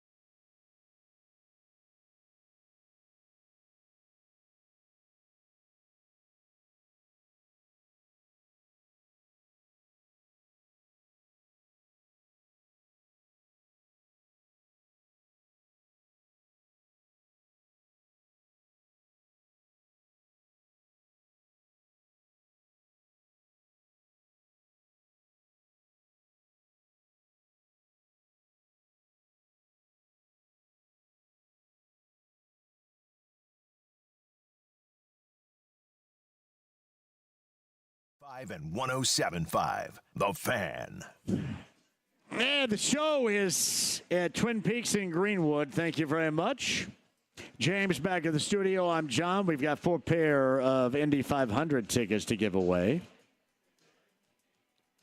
Doug Bowl, Speedway president, talked about how this is nearing a sellout for the 109th edition of the greatest spectacle in racing. We talked to Doug a little bit earlier about a variety of things, including the number and whether or not that number is going to approach the 100th running of the 500. He said probably not that much. I think he said maybe stopping short or in the neighborhood of 350K is what he is talking about. And also, you guys all mark the tape. They're actively trying to get me in a Corvette because, you know me, I'm going all the way douche here. All the way douchey dude. So I think I need the Corvette later on this week to make sure I hit my signature mark right there. So we talked to Doug about that. I know Politico had a story about Donald Trump, the sitting president. It's never been to the race. There was some speculation that he would show up, and Doug had mentioned and referenced that particular article where the White House says that he will not be attending the 500. Again, that is from an article. But Doug talked about that a little bit earlier, too. Talked about all that was going on. Fast Friday is happening right now, too, and Kyle Larson had another incident about 15, 20 or so minutes ago hitting the wall. He was out of the machine and okay, but things are a little squirrely out there right now, and part of the reason is you have the weather and you have the wind. It's interesting. I'll give you a great example of it, and I know that I don't speak to everybody out there that's a Reds fan like me, but you got the Reds and the Guardians of Cleveland later on tonight. I saw where they moved up their start time for first pitch to, I think, 5:10 because of the storms that are inbound. We've got some volatile weather that's coming in, too, so people are trying to get things in and out of the way on this Friday night. And the Reds in the Queen City trying to do that scheduling-wise as well. But you have a weekend of qualifying. All of that, both Saturday and Sunday, can be heard here on The Fan. You've got the Fever opening up against Chicago tomorrow. That as well can be heard, not on The Fan, but on 93 WIBC. And then, of course, more qualifying. We'll find out who's on the pole coming up on Sunday. We'll do that coming up on Sunday as well with Greg Rakestraw and, of course, the IMS Radio Network. We'll lead the charge for you right there. So just so much you can be a part of coming up this weekend with the 500. I know a lot of you have tickets to go out there tomorrow and coming up on Sunday as well. But the reference on Fast Friday, normally this is, to get yourself ready for what to expect. But because the weather is supposed to be so drastically different, it is very difficult and kind of a chance to get out there. As we talked to track dude Michael Young a little bit earlier, the reason why you see drivers getting out there, and probably a little bit less of experienced drivers getting out there, but drivers getting out there, is because you do want to do some laps, but it's hard to find out exactly what you're going to be looking at coming up tomorrow, and if you're fortunate enough on Sunday, because of the weather conditions presently. And I can tell you we're kind of outside and inside, if you will, in the garage area right here at Twin Peaks in Greenwood. And you can tell it is incredibly windy here on the south side right now. I think that's the way that most of the state, or if not, certainly central Indiana, is going right now, with some inclement weather coming up here a little bit later on. Pat Boylan, as I mentioned, the voice of the Fever and the Pacer Radio Network. Pre-halftime and post-game show. I guess post-game show is Eddie White.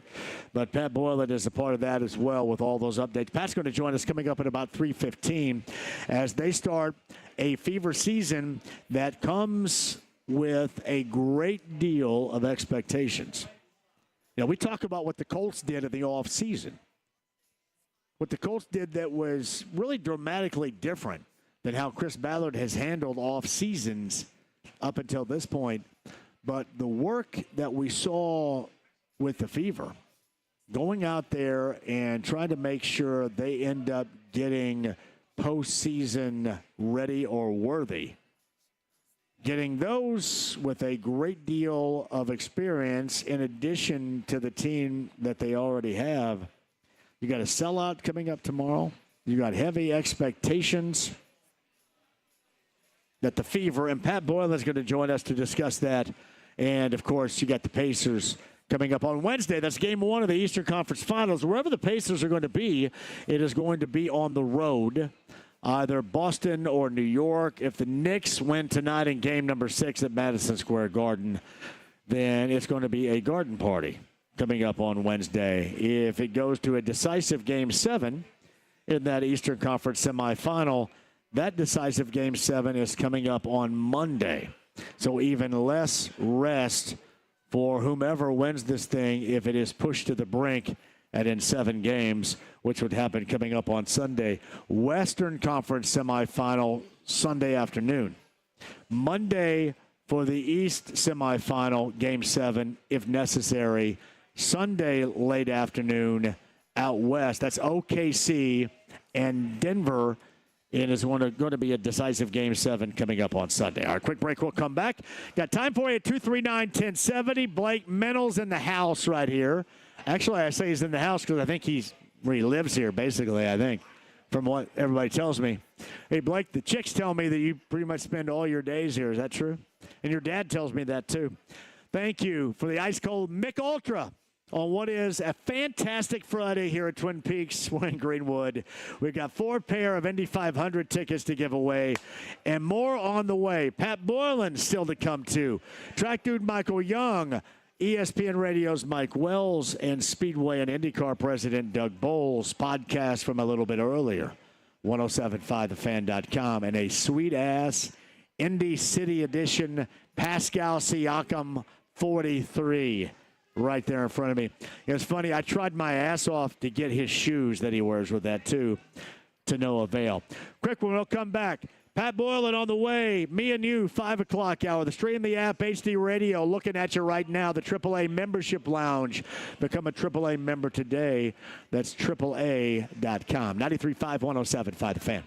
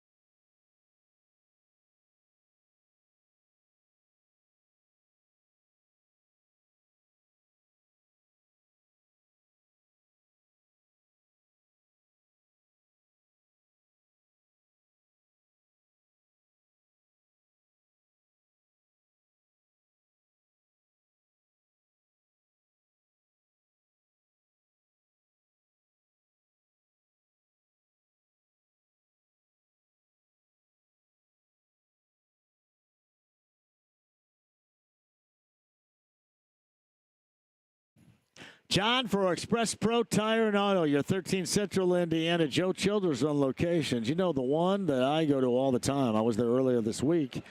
Not too far from where I'm sitting right now. I'm at County Line in Madison.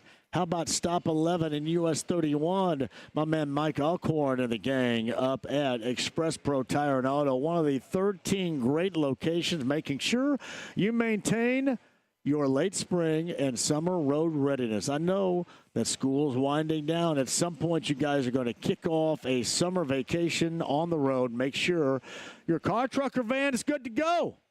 Good to go for that road trip. And do it right now with great deals. Great deals on Cooper tires. Great deals on brakes per axle starting at $99.99. Address those issues right now, too. Oil changes, anything mechanically that you need. And this is most certainly something you need to do. $19.99 for an AC inspection. Make sure that cool, comfortable air is coming out. Courtesy of Express Pro Tire and Auto, 13 Central Indiana. Joe Childers run locations. There is one near you. To find it, that's expresspro.com today.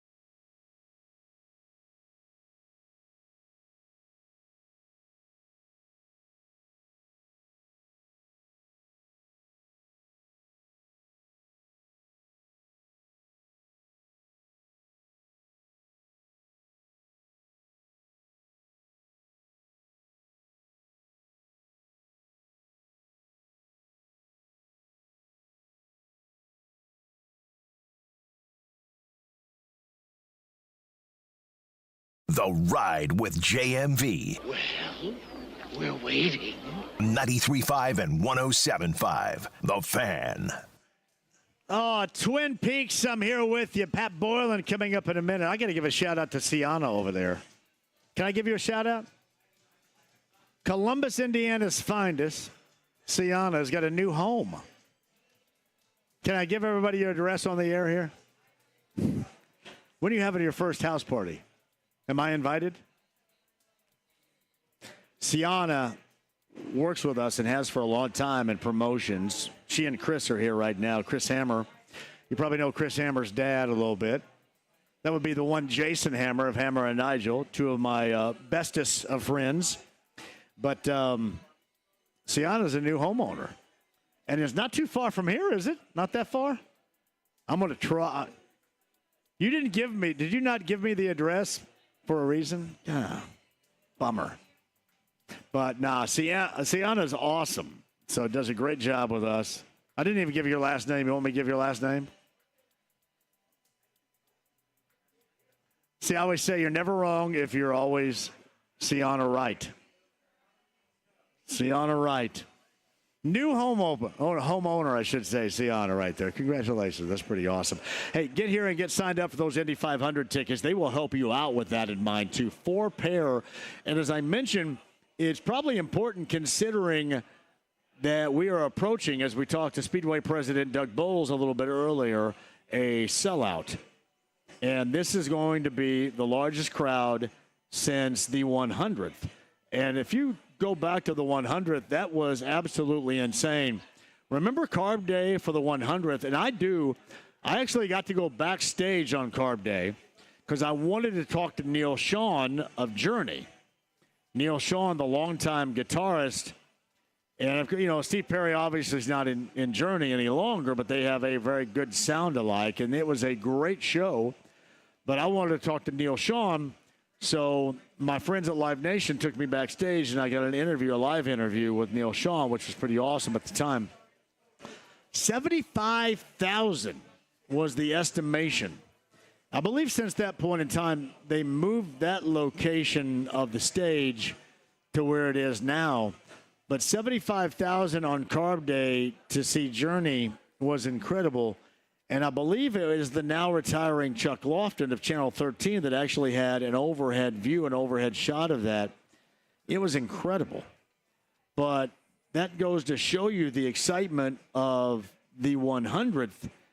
And to suggest that any race and attendance figures are approaching that is absolutely incredible. And Doug Bowles joined us a little bit earlier, and we talked about that. We talked about the visit from the president that evidently, according to Politico, is not going to happen, but the preparation that would have taken place. They felt compelled to be comfortable if it would take place, but it is evidently not, according to the White House, going to take place, and Doug talked about that as well a little bit earlier. That podcast at 1075thefan.com.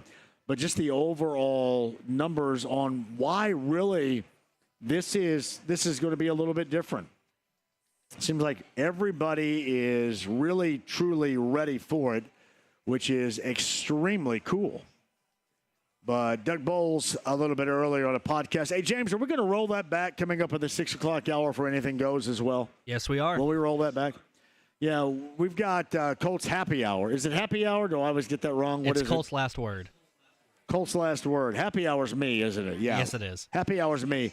Colts Last Word with Gorman, Matt Taylor, and Casey Valier coming up here at 6:30. But sometimes we do Anything Goes. On this particular evening, I'm going to re-rack Doug Bowles because I thought that was really good. Now, the other thing we're doing with Speedway President Doug Bowles is a week from Saturday, we're doing the JMV Takeover in the Coke Lot, and Doug is going to pay us a visit, and we're going to do some music with Doug for that. Now, this is going to be the third time the JMV Takeover on B105.7 has ever been out live. Twice in the last 2 Labor Day weekends, we've been at Mystic Waters Campground with Brent Halverson up in Pendleton. This time is going to be in the Coke Lot. And a shout-out to Braun's Fun Time Campers. That is Austin, who runs things out on Pendleton Pike. I would advise you, if you are looking for something fun for the entire family, that's how you make memories. get yourself a camper and RV from Braun's Fun Time Campers. So Austin is providing a camper and RV for me in the Coke lot. He is also providing a camper and an RV to sleep in as a home base for Connor Daly inside IMS. So we talked a little bit about that as well. But Doug's going to join us in the Coke lot on that Saturday night for the JMV Takeover. And I will be out there basically from Friday on Carb Day all the way through on Monday. And I do want to advise you of this. You have to have a Coke wristband, a Coke lot wristband to be a part of it. So I want to make sure that you can be a part of it. I'm going to have around 50 of them. And hopefully I would have one if I see. I don't have them right now. I will get them, I think, coming up this weekend, ready for next week. But I'm going to have about 50 of them. I want to make sure those that love the JMV Takeover, those that want to experience it, are going to be a part of it. Now, the one thing, Dev, we don't know the location yet of the RV, do we? So that would be key. I'd love it for it to be somewhere on the edge to where people just walk by can take part in it as well. What's that? What? All right, so Thursday we'll find out the location of it. But you do have to have a Coke lot wristband to get in and out. And I know I'm going to get about 50 of them, so hopefully I see you. And I have one available for you. We're going to have a blast out there. I promise you that, no matter what. Again, we're going to be out there from Carb Day all the way through Monday. You know, Carb Day, even after the festivities inside IMS, you've got that party going on, the block party featuring Clayton Anderson on Main Street and Speedway. So just make sure you join us because I promise you an absolute blast coming up on Carb Day weekend. And thank you to Braun's Fun Time Campers on Pendleton Pike and Austin for providing our home base coming up the entirety of race weekend, which again is approaching a sellout. And I did want to remind you, and I know everybody's kind of excited. You get excited when, you know, the whole blackout thing gets lifted. But I still go radio, and the radio aspect and IMS and the radio network from top to bottom, beginning with the voice of the greatest spectacle in racing, Mark Janes, there is still nothing like that experience. And we've got that experience for you this weekend with qualifying right here on the IMS radio network. And then Greg Rakestraw has got you covered throughout the course of the weekend, anchoring the coverage. But then again, coming up on race day, we start at 6 a.m. This is a tradition that we have done now for a number of years. It's me and Tony Katz of 93 WIBC. We'll be anchoring that coverage beginning at 6 a.m. on race morning. So we are exactly where you need to be. And the greatest thing for me is I never get a chance to do this, and I love it. The one time a year I get to throw it to Matt Bear in traffic on the inbound coming up on race day morning. 6 a.m., that begins with me and Tony Katz and so many others, Terry Stacy being one. It will be an absolute blast race day. And again, we got you covered here on the IMS Radio Network and with our group of stations, including 93.5, 107.5 The Fan, and 93 WIBC. So we got you covered in that. And I know it's a delicate balance because think about this. On race day, we are for the first time in a while going to have racers and pacers. You're going to have Pacer game number 3 of the Eastern Conference Finals coming up later on that Sunday night. And I'm going to have a pregame show for you going into that game number 3 on Sunday. So, yeah, to say that we're all going to be incredibly busy is an understatement. But you know what? That's what it's all about. Because we're going to have times coming up in June and July when there's going to be jack squat going on. These are the moments in which you really, truly embrace. And that is obviously going to be with us on our group of stations, 93.5, 107.5 The Fan, and 93 WIBC for all your coverage. Speaking of that, Pat Boylan, who's got you coming up with the voice of the Fever and with the Pacer Radio Network. We got the Fever on 93 WIBC as they open up against the Chicago Sky. That is coming up tomorrow afternoon as well. All right, a couple of quick updates from IMS and Fast Friday. Kyle Larson, another incident with the wall for Kyle Larson earlier today.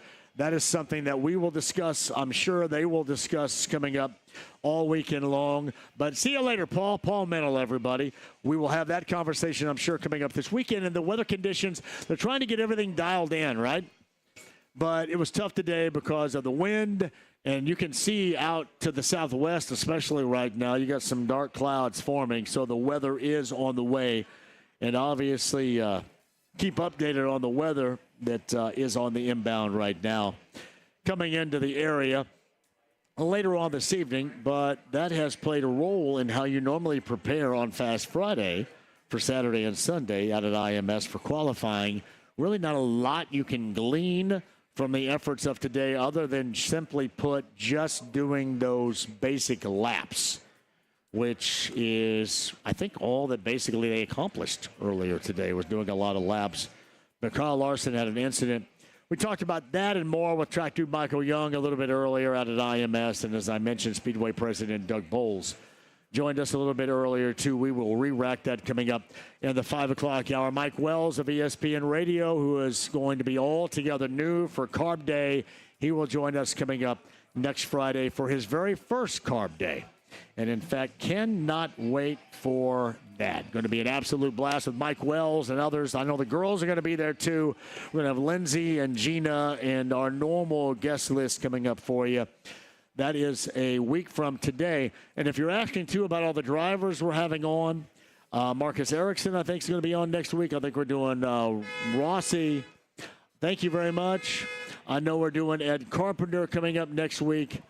I actually wanted to do Felix Rosenquist because of his association with the band Creed and his livery and Shank Racing. We'll do stuff like all that and more coming up on the lead up to and our Tavern Tour Stop, remember, with Brent Halverson is coming up on Thursday.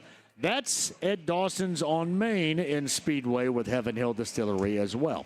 Meantime, on the Andy Moore Automotive Group hotline, he does multi-gigs like we all do this time of year, the voice of the Fever, and the Pacer Radio Network. It is Pat Boylan with us. Hello, Pat. How are you? John, doing well. Appreciate you having me. Were you on a structural meeting regarding the Fever and the start of the season just a little bit earlier? Is that why we were waiting on you? I apologize for the wait. However, they don't take my opinion, sadly, on anything basketball-related, but that's probably a good thing. Curious. What do we expect? We'll start right there and get to the Pacers in a second. Their openers coming up against Chicago. Are there any – you have any thoughts on maybe comparing expectations of the past with anything around here to that of the expectations that people have on this Fever team going into this season beginning tomorrow? You know, I don't think anything would be an apples-to-apples comparison. You know, obviously the Pacers have had numerous years going into seasons, maybe not in the last few years, but, you know, I think back to like the 2011 to 2014 runs, of course, the early 2000s, the 90s. I mean, the Pacers have had plenty of years where going in.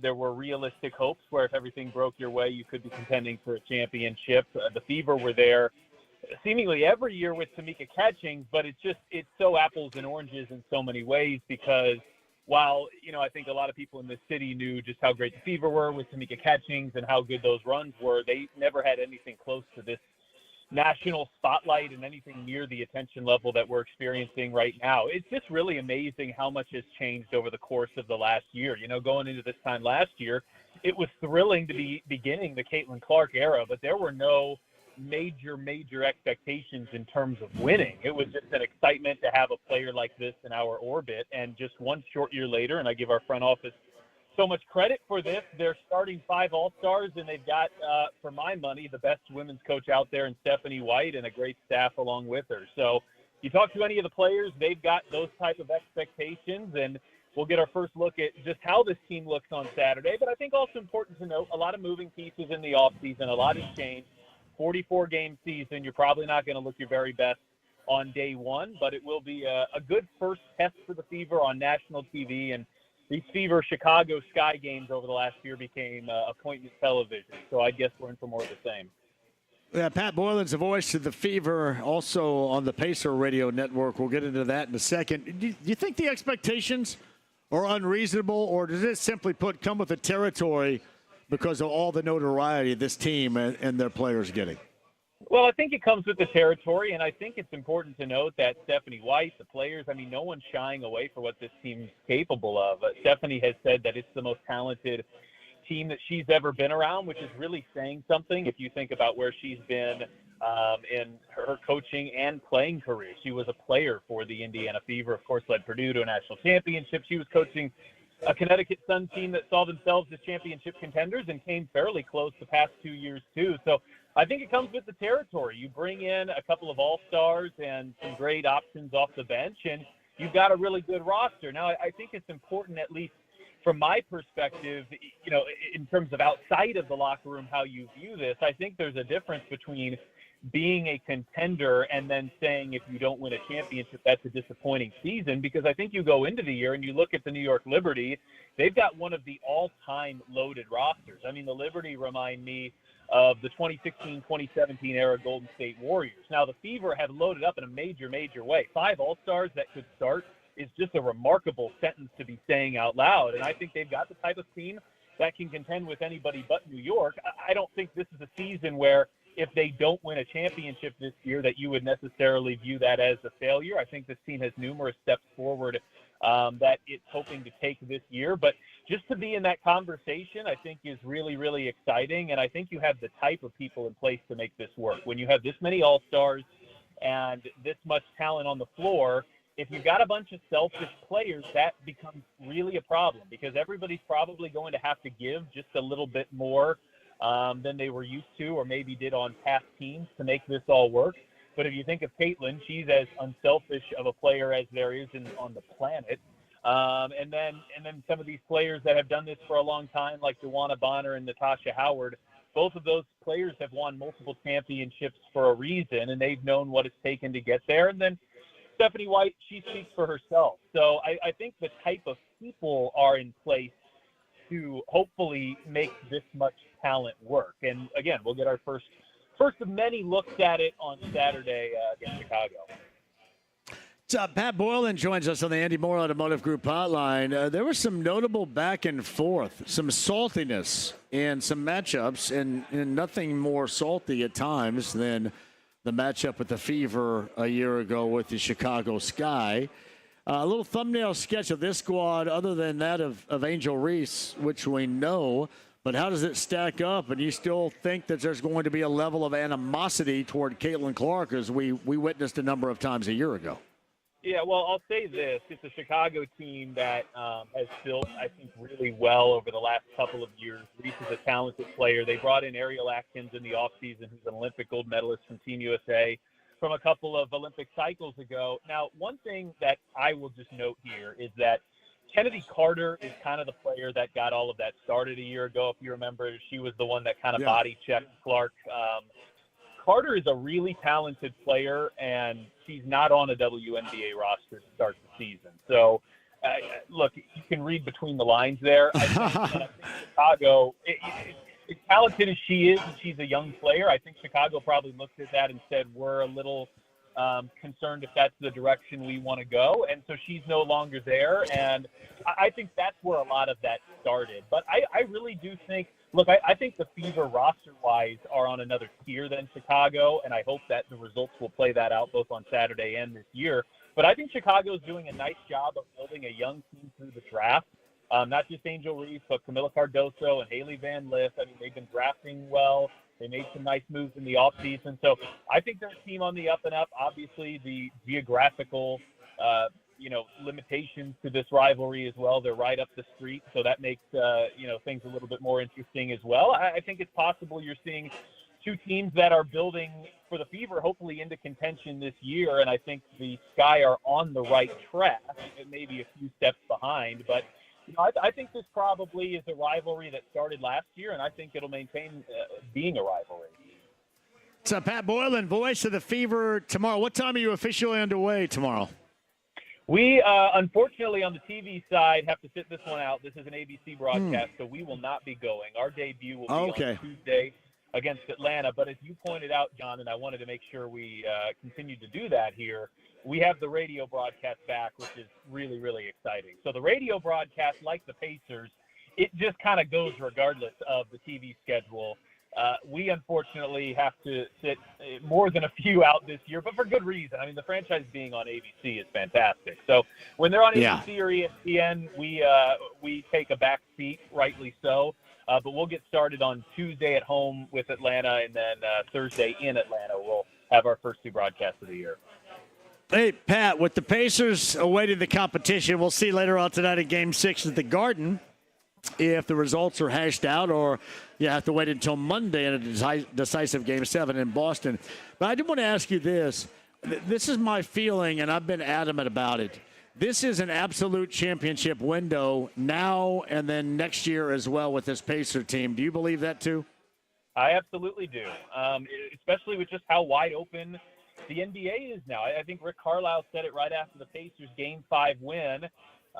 Unfortunately, there's been a situation with Tatum where, Boston has lost their best player. That's by no means to say they're out. I think Boston is still capable of winning that series. And I think if you look at the Celtics, and if you were to just start the season with Drew Holiday and Derek White and Kristaps Porzingis and Jaylen Brown all healthy, I think that's still a team that probably wins 50 games. So I think people are maybe writing off Boston a little too quickly.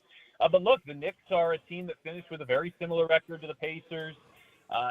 If you were to be able to win another series, you're in the finals, and who knows if Oklahoma City's going to be. I mean, the thing is just wide open right now. And when you win two series like you have so far, this isn't the Pacers skating by. This is the Pacers dominating and flexing some muscle. And when you can beat a 64-win team in 5 games, I know Darius Garland was not 100%. I know Donovan Mitchell at the end was maybe not 100%.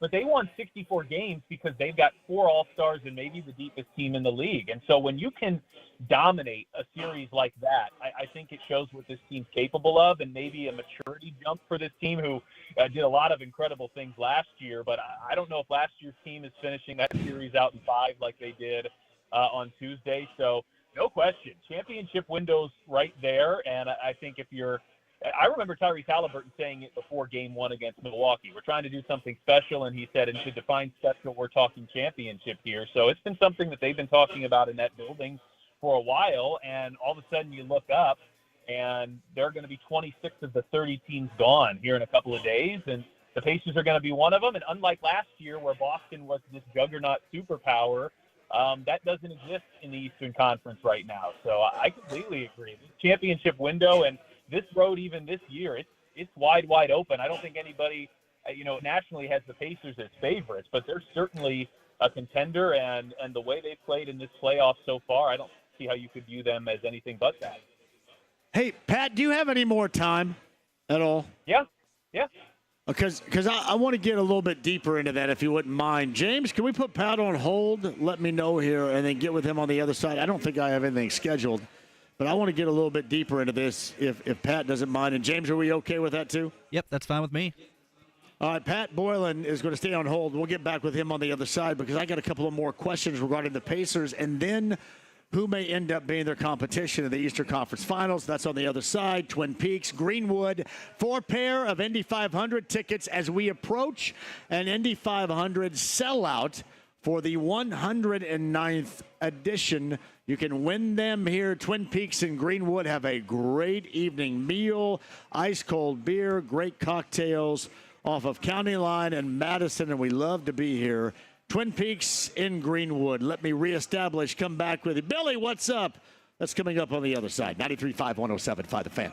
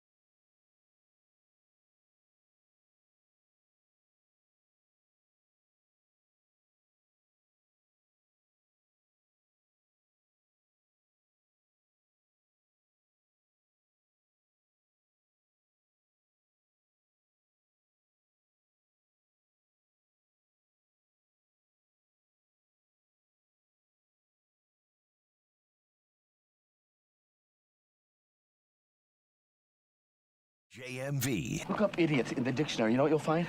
Picture me. No. The definition of the word idiot, which you f***ing are. 93.5 and 107.5. The Fan.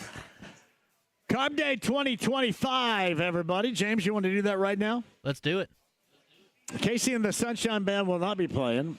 It is All-American Rejects and Bret Michaels a week from today. IMS.com to get your tickets if you want to be a part of it. If you don't want to do that, win them right now at 239-1070. Carb Day 2025. James will hook you up right here. Twin Peaks, Greenwood, we're at Madison and County Line here, having a great time with you today. Thank you very much. Appreciate you, as always, for joining us. 4 pair of Indy 500 tickets to give away. Well, we rack our conversation with Doug Bowles a little bit earlier. We are approaching a sellout for the 109th running, and that's why I think these tickets are going to be incredibly valuable for you, so you should haul ass out here and win those bad boys. Coming up, stat. Hey, quickly, too, before I get back to Pat Boylan, tomorrow morning, Miss M's Home and Garden, not too far from where I am right now, down in Bargersville on State Road 135. I know Brian and the gang are having their open house at 93 WIBC. They're doing their home and garden show from 9 until 1. I'm going to go ahead and slide in with everybody coming up tomorrow for a little bit as well. One of my favorite places, one of my favorite shows. I love Pat, Denny, Terry, and Allison, and I'll look for you guys down there coming up tomorrow morning on State Road 135, just south of Whiteland Road in Bargersville. That's Miss M's Home and Garden, and I guess if weather permits, Denny's going to fly in on his gyrocopter. I know it sounds weird. Remember that dude with the bad teeth in Road Warrior that flew around in his gyrocopter? That's kind of what I pictured Denny Smith swooping in on his gyrocopter tomorrow. But it's going to be fun. I'll see you down there, Miss M's Home and Garden, 9 until 1 with the Home and Garden Show on 93 WIBC. But on the Andy Moore Automotive Group hotline, we're rejoined by the voice of the Fever and a part of the Pacer Radio Network, Pat Boylan. So, Pat, I wanted to get you back on here. People have asked me, and I think there's going to be a bit of a stutter step, but I would not call it an issue. I think it's more going to be an issue for the teams as long as the other side of the semifinal in the East last with the Knicks and the Celtics considering the Pacer pace. I think there'll be a bit of a stutter step. Are you at all worried about the lengthy time off the Pacers have between when they won on Tuesday night in Cleveland and playing again coming up in Game 1 on Wednesday night on the road?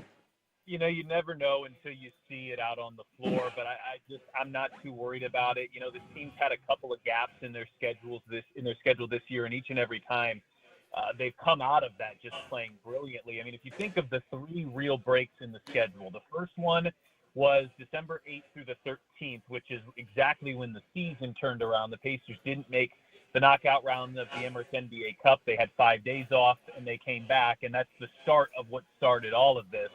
All-Star break, you know, that's about a week. The Pacers came out of All-Star break really well, and then you played your final regular season game on a Sunday and then your first playoff game on a Saturday, and that game won against Milwaukee.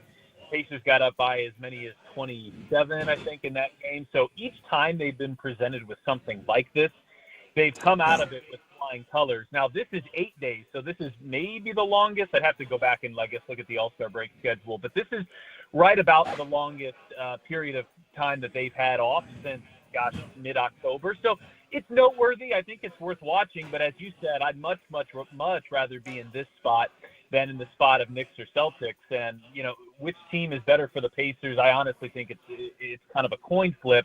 But what I do think you're rooting for if you're a Pacers fan here is for that to go 7, for those teams to beat each other up, and for the Pacers to hopefully see more of in the conference finals of what we saw in the semifinals, which was in the fourth quarter of those games. It was just remarkable how much better condition the Pacers looked. Yeah. I mean, they looked like they could have gone a 5th and 6th quarter, and Cleveland looked like they were ready for that thing to be over in 3. So I think you get hopefully a Game 7 and a few more days of Celtics and Knicks going at each other, and then you hope that the Pacers, who are already probably the better conditioned team, can take even more advantage of that with a little rest behind them too. He's Pat Boylan, who joins us on the Andy Moore Automotive Group hotline. It's funny you bring that up, Pat, because I brought this up long ago, and then Patrick Beverley, of all people, had a podcast and said the same thing. He described the Pacers as the most physical team in the NBA.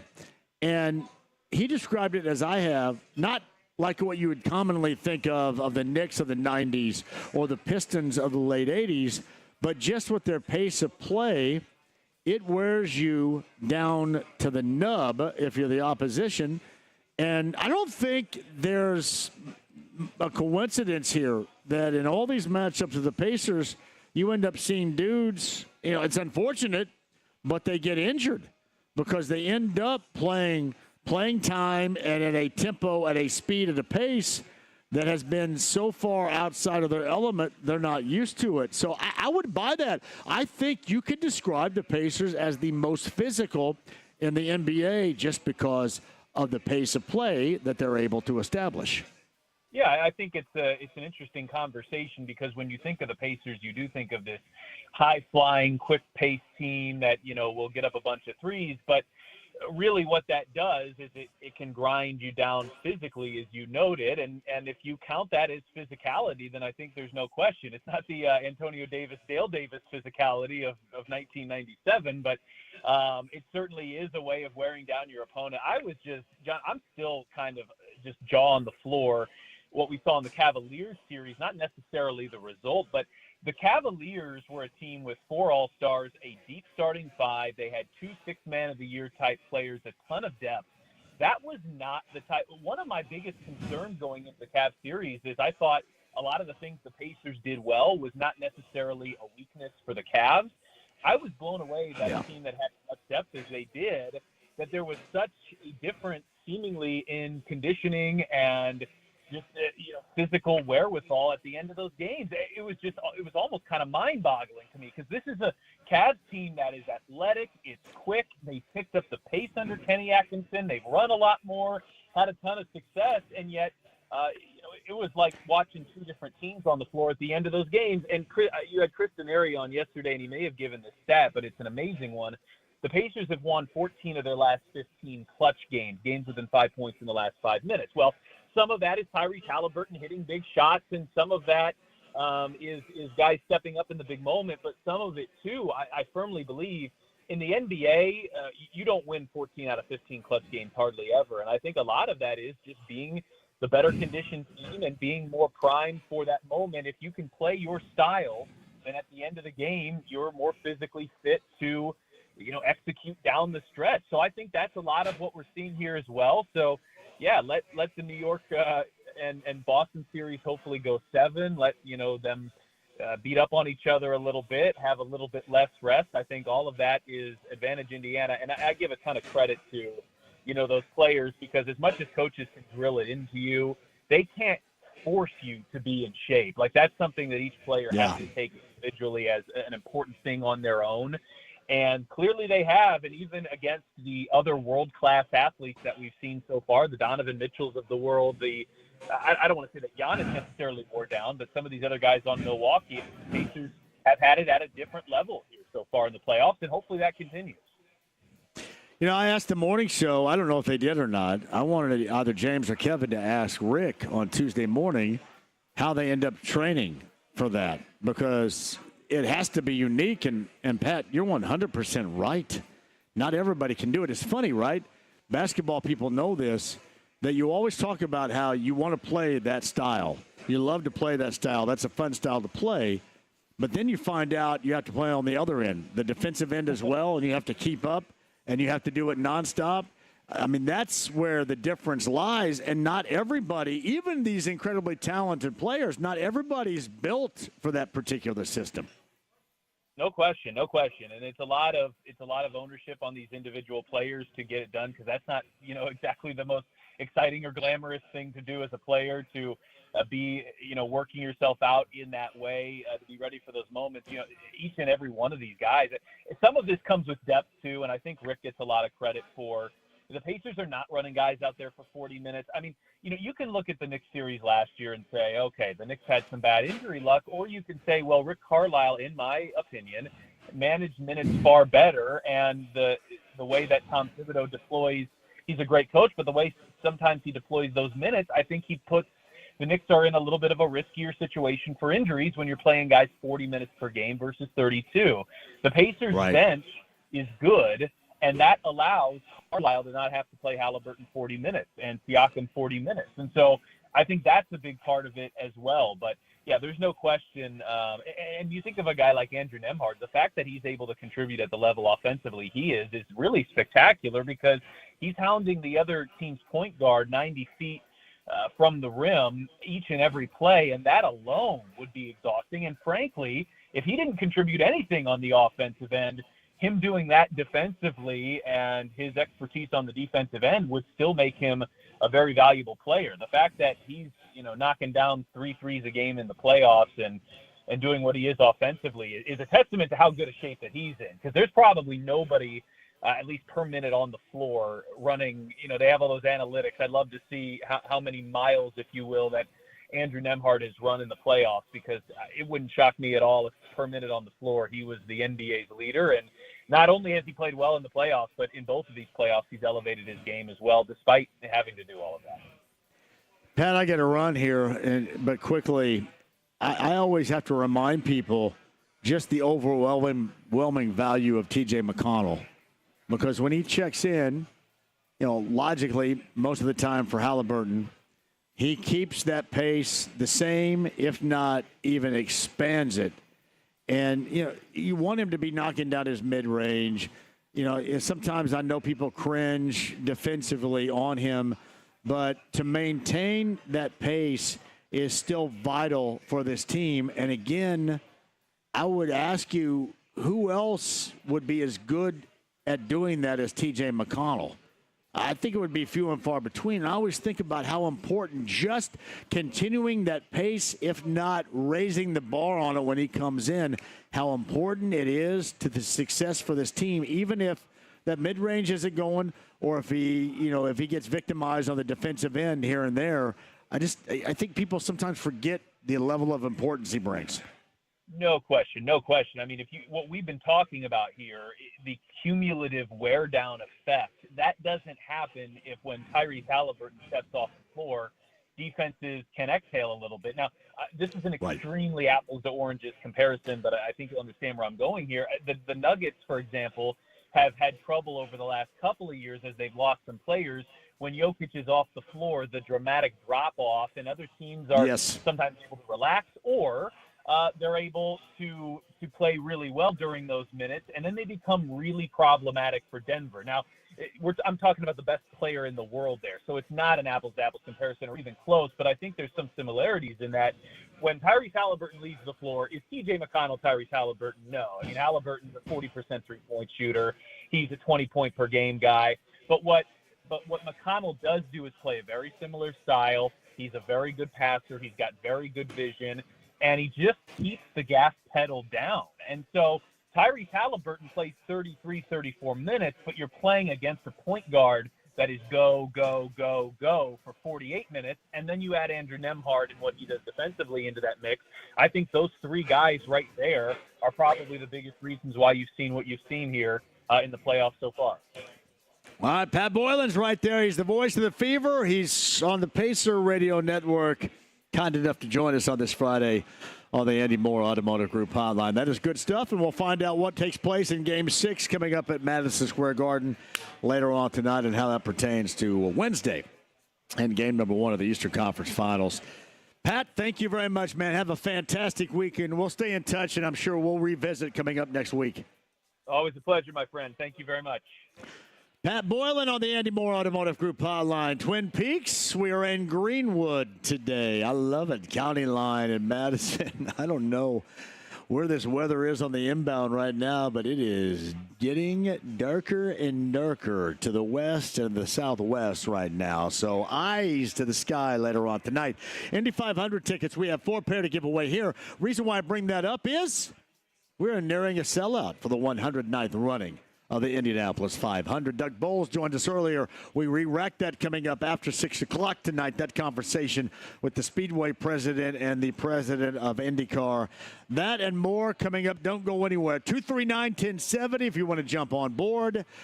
Otherwise, we'd love to see you. Twin Peaks in Greenwood, AAA Membership Lounge via YouTube Live at 93.5 and 107.5 The Fan.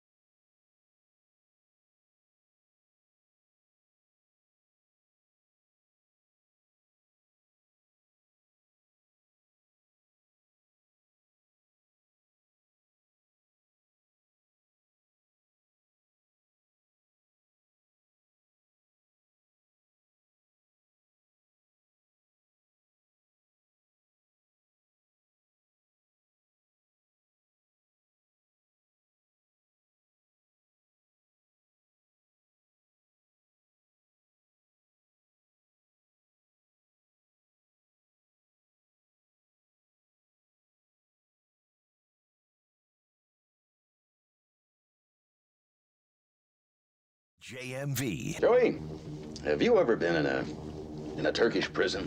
93.5 and 107.5. The Fan. Hey, welcome back here. Twin Peaks, Greenwood, and the Harrah's Hoosier Park race of the day, 50-50 betting and dining. Harrah's Hoosier Park Racing and Casino in Anderson, Graydon, the winner. Persistent Threat A paid $3.40 on a $2 bet. The $2 exacta payout was $51.60. Is that right here? Yeah, $51.60. 50-cent trifecta went for $109.75. Standardbred horse racing going on until the month of November. Shout out to my man Tony Renz. That's Harrah's Hoosier Park Racing and Casino. And Graydon, 50-50 in betting and dining from Harrah's Hoosier Park Racing and Casino. That is in Anderson. Ray and Indy sent me this. Have you happened to see this? Is this the Yahoo guy, this Fisher guy? He said, when the hell was this? Earlier today? I think this may be a Yahoo. I don't know if I'm giving credit where credit is accurately done here. But this report states, as of today, that Miles Turner will be one of the NBA's marquee free agents this summer. But it sounds like he won't be going anywhere. According to Jake Fisher of the Stein line, there's a rising expectation that the veteran center will be re-signing with the Pacers. Well, here, I'll give you a rising expectation.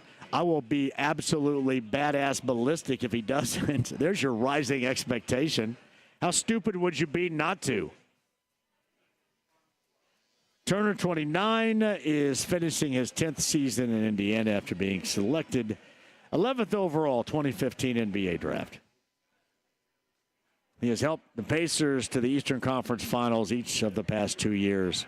I'm sorry, thank you, Ray, for sending me that. Rising expectation. Here's your rising expectation. You guys would be dumb as hell if you didn't. Again, understand the value, please. I know, and I feel great about this because I've been on board in 8 years, like 8 of the 10 on this. I remember the moment.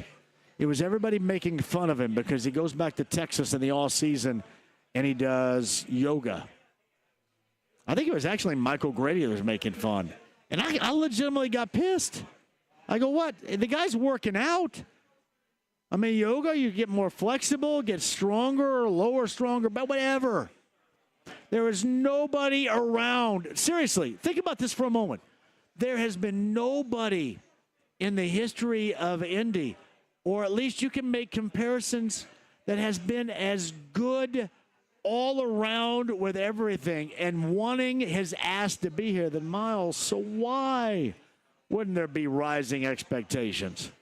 And by the way, too, what other numbnut would fit into this situation as well as he does right now? You see how this offense goes? We just talked with Pat Boylan for like 2 segments about how this offense dictates everything for the Pacers and how it is detrimental to other teams. Now, who else would fit in this role? He fits the best in it. So, yeah, rising expectation, that is real.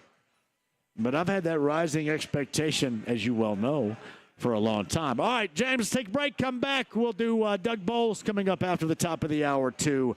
We rack that with the Speedway and IndyCar president coming up with the news that this race is just about sold out. That and more coming up. And we got the Colts, what is it? Nope, not happy hour, James. The last word. Coming up at 6:30 tonight, 93.5, 107.5 The Fan.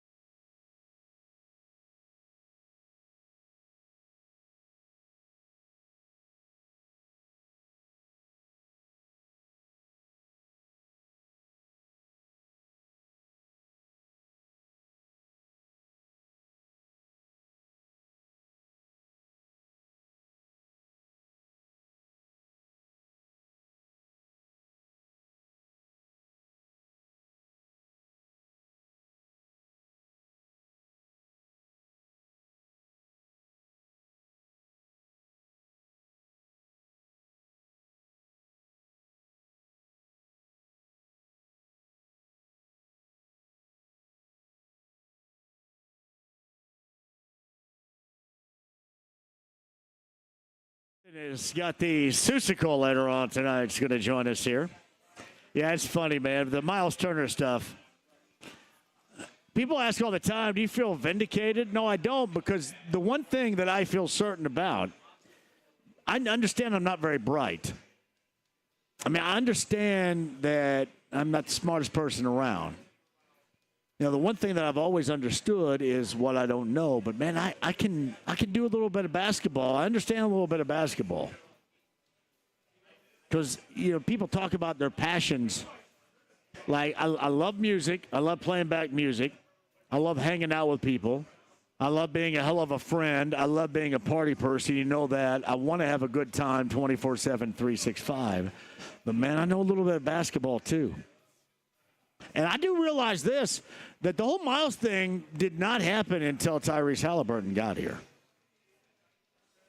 I never really blamed it on him as much as I blamed it on some of the numbnuts that either coached him up or put him in the position in which he was in. But you can see right now with how they play and their personnel, there is nobody better in the NBA to do what he does here. And then I think the other thing that's very easy is how much he wants to be here. One thing I didn't get to Pat Boylan and talk about, because it's probably too early in the game considering where they are right now, but how interesting might this situation be for anybody else?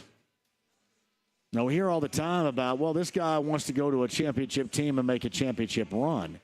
You know, we end up talking about luxury taxes and whether or not, you know, Steve Simon is going to pay or whatever. But, you know, what about, you know, other players that may have some interest here?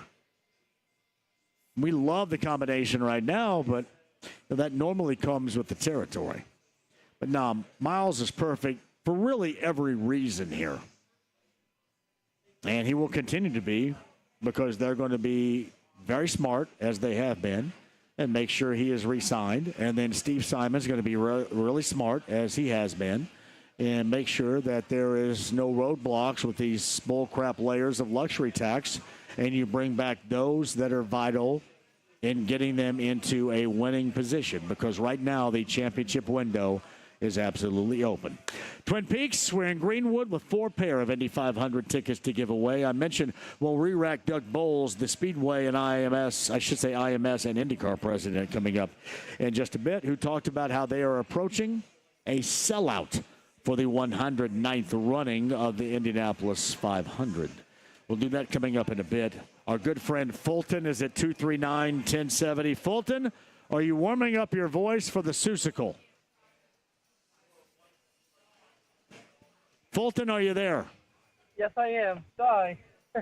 That's okay, right, Fulton. Are you warming up your voice for the Seussical? Yes, I am. All right. Well, hey, explain to everybody your role in this tonight. It's a big damn deal.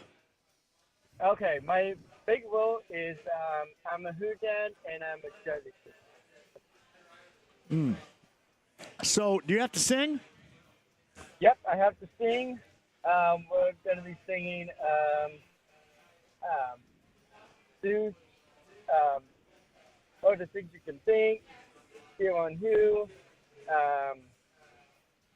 Then we do the Green Eggs and Ham. And then we do Sauce to Do. And then we also do Chasing the Who. Hey, you're ready for this, buddy. You got this. Yes, I am. You got it. Can you do a shout-out for our cast for tonight? No, once you're on here right now, go ahead and do it, Fulton. Tell everybody about it. Everybody loves you. I want everyone for us to have a great night for the Attic Theater, and we need to do the best as we can tonight, and we will succeed. I know you will, Success. buddy. Success. We're all big fans, Fulton. Knock it out of the park in your Seussical. Hey, listen. I sure will. I don't know if you know what this is, but I want to see the members of the Seussical step up on stage at some point during the course of the year. I want you guys to win a Tony Award with the Seussical, okay? The Tony Award. It's got to be Tony Award winning, okay? Yep, I will try to get a video for you guys. So. All right, buddy. And then I want to be like Kramer and Seinfeld, where he just kind of took the Tony home that he wasn't a part of. Yeah, exactly. Thank you. Fulton, my man, I appreciate you. Have a great night. You too, John. See you tomorrow. That is Fulton and his Seussical. And if you're wanting to know what the hell that is, it is Dr. Seuss in a musical. The Seussical with Fulton. Hey, JMV takeovers tomorrow night, B105.7, 6 until midnight, the All Request Saturday night. And also know this, that we're going to be in the Coke lot basically all weekend long coming up next week. Friday, Carb Day through Monday in the Coke lot. You have to have a Coke lot wristband. I have 50, not with me right now, but coming up. So I'm going to try to give them to as many of you as possible that want to attend the show. Thank you to Braun's Funtime Campers in Austin on Pendleton Pike for providing the RV and the home base. That's next Saturday, the JMV takeover in the Coke lot before the Indianapolis 500. And to discuss that, a little bit earlier today, Speedway President, IndyCar President Doug Bowles, with a lot of things. He joined us. Here it is.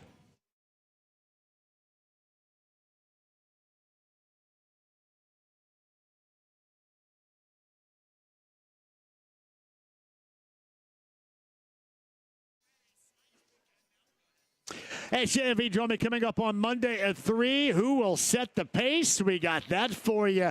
We're going to get you set for some Eastern Conference Finals basketball.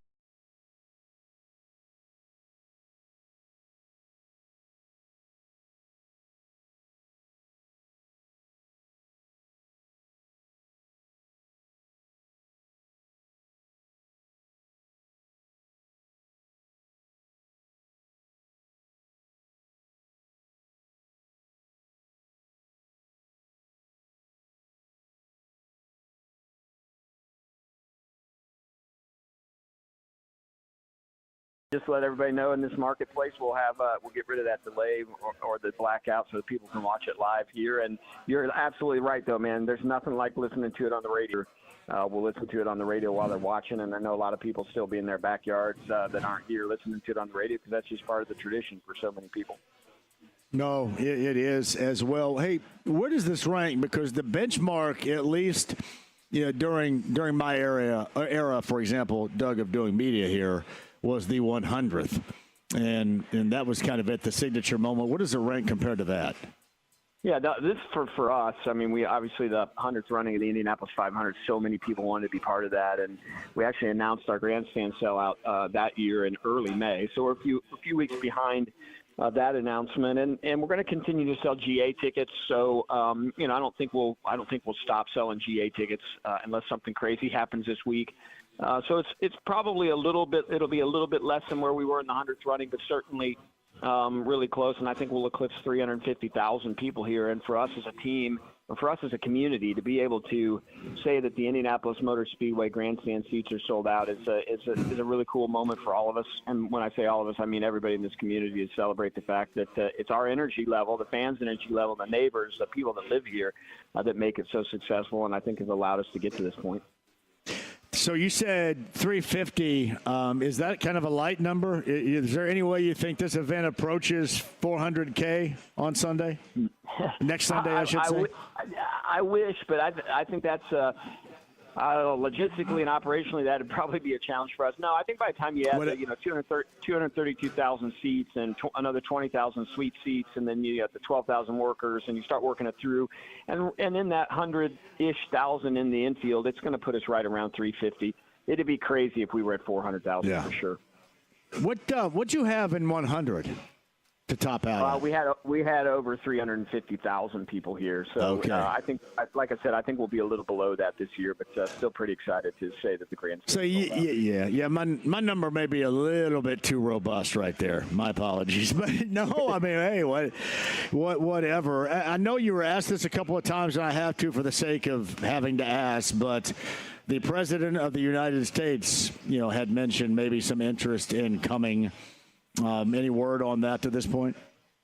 So, this morning in our press conference, I mean, all we really have been allowed to say is that the only people that know the president's schedule, the president, you kind of had to ask the White House. I did just see within the last hour, one of the Politico reporters posted that he had confirmed with the White House that the president would not be attending the Indianapolis 500 this year. We have not heard that word one way or the other, but that was something I just saw within the last hour. Was one of the Politico reporters posting on Twitter.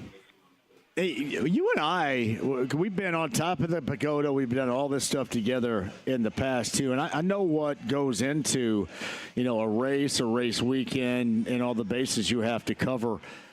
Did you feel like you're prepared if, for example, that is not the actual decision and he does come? Because that seems like that's a stratospheric jump in preparation than what you normally do, even with what you normally do being incredible. No, I think we're prepared in terms of, obviously the venue. We know how to get people in. What's the challenge, I think, when that happens is the Secret Service does come in and change some of those preparations, and you just don't really know what changes they're going to implement until they get here. And, so if in fact he decided to come, it would be probably a lot of work 24 hours a day for several days to make sure that we were aligned with them and they were aligned with us. And but at this point in time, like I said, all we knew is we were waiting on the White House schedule, or that's how we had to notice it. But as I said, Politico just posted within the last hour that they confirmed that he was not coming, but we have not heard that officially. I'm curious, is there any part of you that says, damn, man, you went to Daytona. This is the greatest spectacle in racing. Come on, man. Any part of you say that? So since 2013, I've always said, if a sitting president wanted to come attend your event, that's a pretty flattering moment. And the idea that Air Force One could fly over and all those things would be pretty cool. But like I said, it also comes with the logistical challenges. And really, at the end of the day, if all we're focused on is just delivering the customers who come here every year the event that they expect, and then at some level, what little sleep I'm going to get between now and next Sunday, I'm going to sleep a little quiet, a little sounder, because I'm not worried about everything else. Well, the good part about it is, we'll get to this in a second, you'll be hanging out in my RV, the Bronze Fun Time Campers RV in the Coke Lot. We'll get to that in a second. But I did want, because you remember this as well, when Nigel Mansell was here in the 90s, was it once or twice that the Concorde flew in here and it stopped traffic on 465? It was the most amazing thing I think I've ever seen or witnessed with a plane landing here at Indianapolis. And unfortunately, I never got to see that fly, and I would have loved to see that. But you're absolutely right. That plane coming in, when we had Nigel Mansell here, that was a huge deal in motorsport to bring F1 champion Nigel Mansell to the Indianapolis 500 and actually the kart series back in the day. And there are those moments. It's just like anytime Air Force One flies over, it's a big deal. So that'd absolutely be cool. I don't know if the last time he was here, any of the presidents have been here, maybe in the last few years. But when Air Force One lands here, it's a big deal. Also shuts down a lot of the roads, and the airspace gets shut down. I mean, there's a lot of things that go along with that make hosting 350,000 people a little bit of a challenge. Doug, I think the only thing that shut it down to that level was when Chris Hemsworth showed up here years ago, and all the chicks had a heart attack out in Pagoda Plaza. I was so jealous. Well, I thought, man, go back to Australia. What the hell? It certainly got my wife all fired up when he was here. Somewhere around here, I still have a picture of that every once in a while resurfaces, and I think, oh, there's that moment that my wife had no idea I was even in the room when he showed up, for sure. Well, what's he got that I don't have over here? Come on now. I always ask you. Yeah, no doubt. I always ask you. Doug Bowles joins us. I always ask you this. Normally, you guys kind of have a movie, a kind of superstar celebrity interwoven into the greatest spectacle in racing. I have not heard anything. Is there anything coming up in the next week, or nothing going on this year? I'm just kind of curious. No, I definitely think we're going to get some. We should get some talent here, and hopefully we'll be talking about that in the next week. I think a lot of the pre-race pieces that we have. I mean, obviously, being a Colts fan, this is kind of hard to swallow, but it's kind of cool that Tom Brady coming and being part of the fast moment for us. Fox are really focused on bringing some of their talent here as a way to help. for those folks that are a lot more hip than I am, Dylan Sprouse, who was here last year as our Grand Marshal, just posted an unbelievably cool video telling people how this is the party to attend. So even celebs that don't come here are really trying to, that have been here before, sort of weighing in on how exciting this event's going to be. So Tom Brady is in the fastest seat in sports. Are we going to get Spike Lee to drive the pace car too? How are we going to work this? Yeah, I know. Now that we're back into that game again, right? I mean, frankly, I'm happy. I would much rather have Reggie Miller here doing it than Spike Lee. Yes. If we're going to go back in time, let's get Reggie here. Certainly, one of the all-time greats in the Pacer uniform, and love the city, and certainly the city loves him. No doubt about that. I was thinking Tyrese drove our pace car a few years ago, and it's pretty cool to see him just lighten things up. So we're excited about sharing the month of May with the Pacers. It's always a better month of May when the Pacers and the Racers, as we kind of call it, get to share the month, and certainly we get to share Race Day Sunday next week. I think it was last year. Caitlin Clark, I think, was on the road. Where are they? I'm assuming you guys probably reached out to her. Is she on the road somewhere? I honestly don't know where she is. And last year they were on the road. Last year they were in Vegas the night before the 500 on like a 3-game West Coast road trip. And so it just didn't make a lot of sense. We'll definitely get here at some point in time. But I think our basketball focus for the next few weeks is going to be on the blue and gold.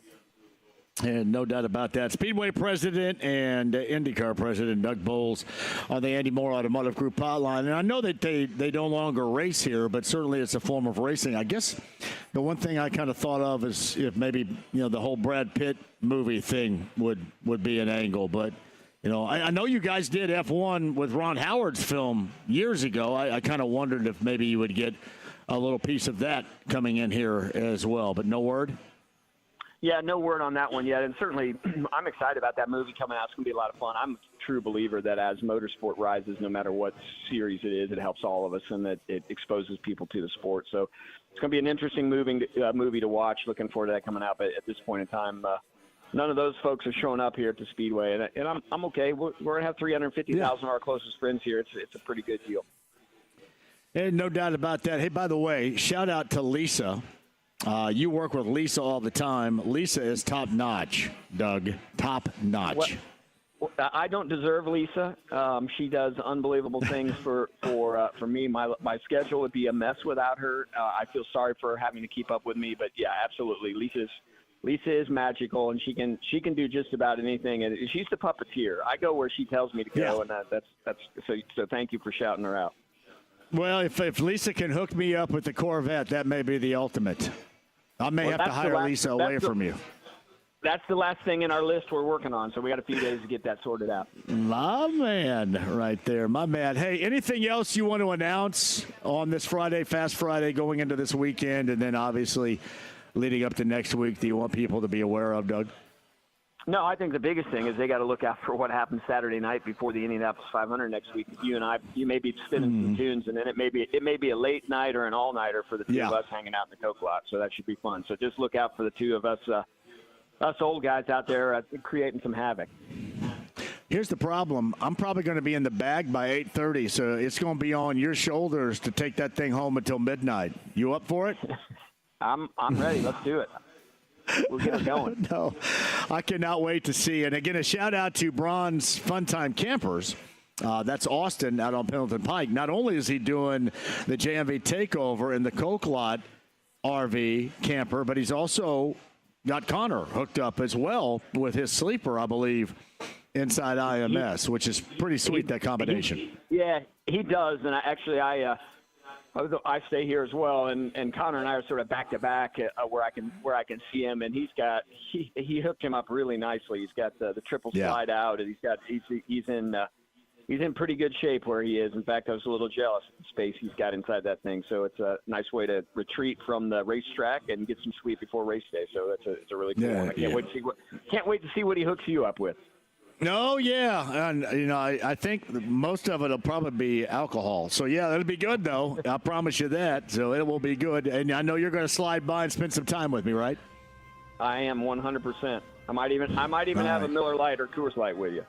Well, we'll throw that back like crazy right there. The Speedway president, the IMS president, Doug Bowles. And again, that is Bronx Funtime Campers providing the sleep space, the RV, for both me in the Coke Lot and Connor Daly inside in his preparation for the 109th running of the greatest spectacle in racing. It's Speedway president Doug Bowles with us. Hey, buddy, I appreciate all that you do for us, for everybody around here.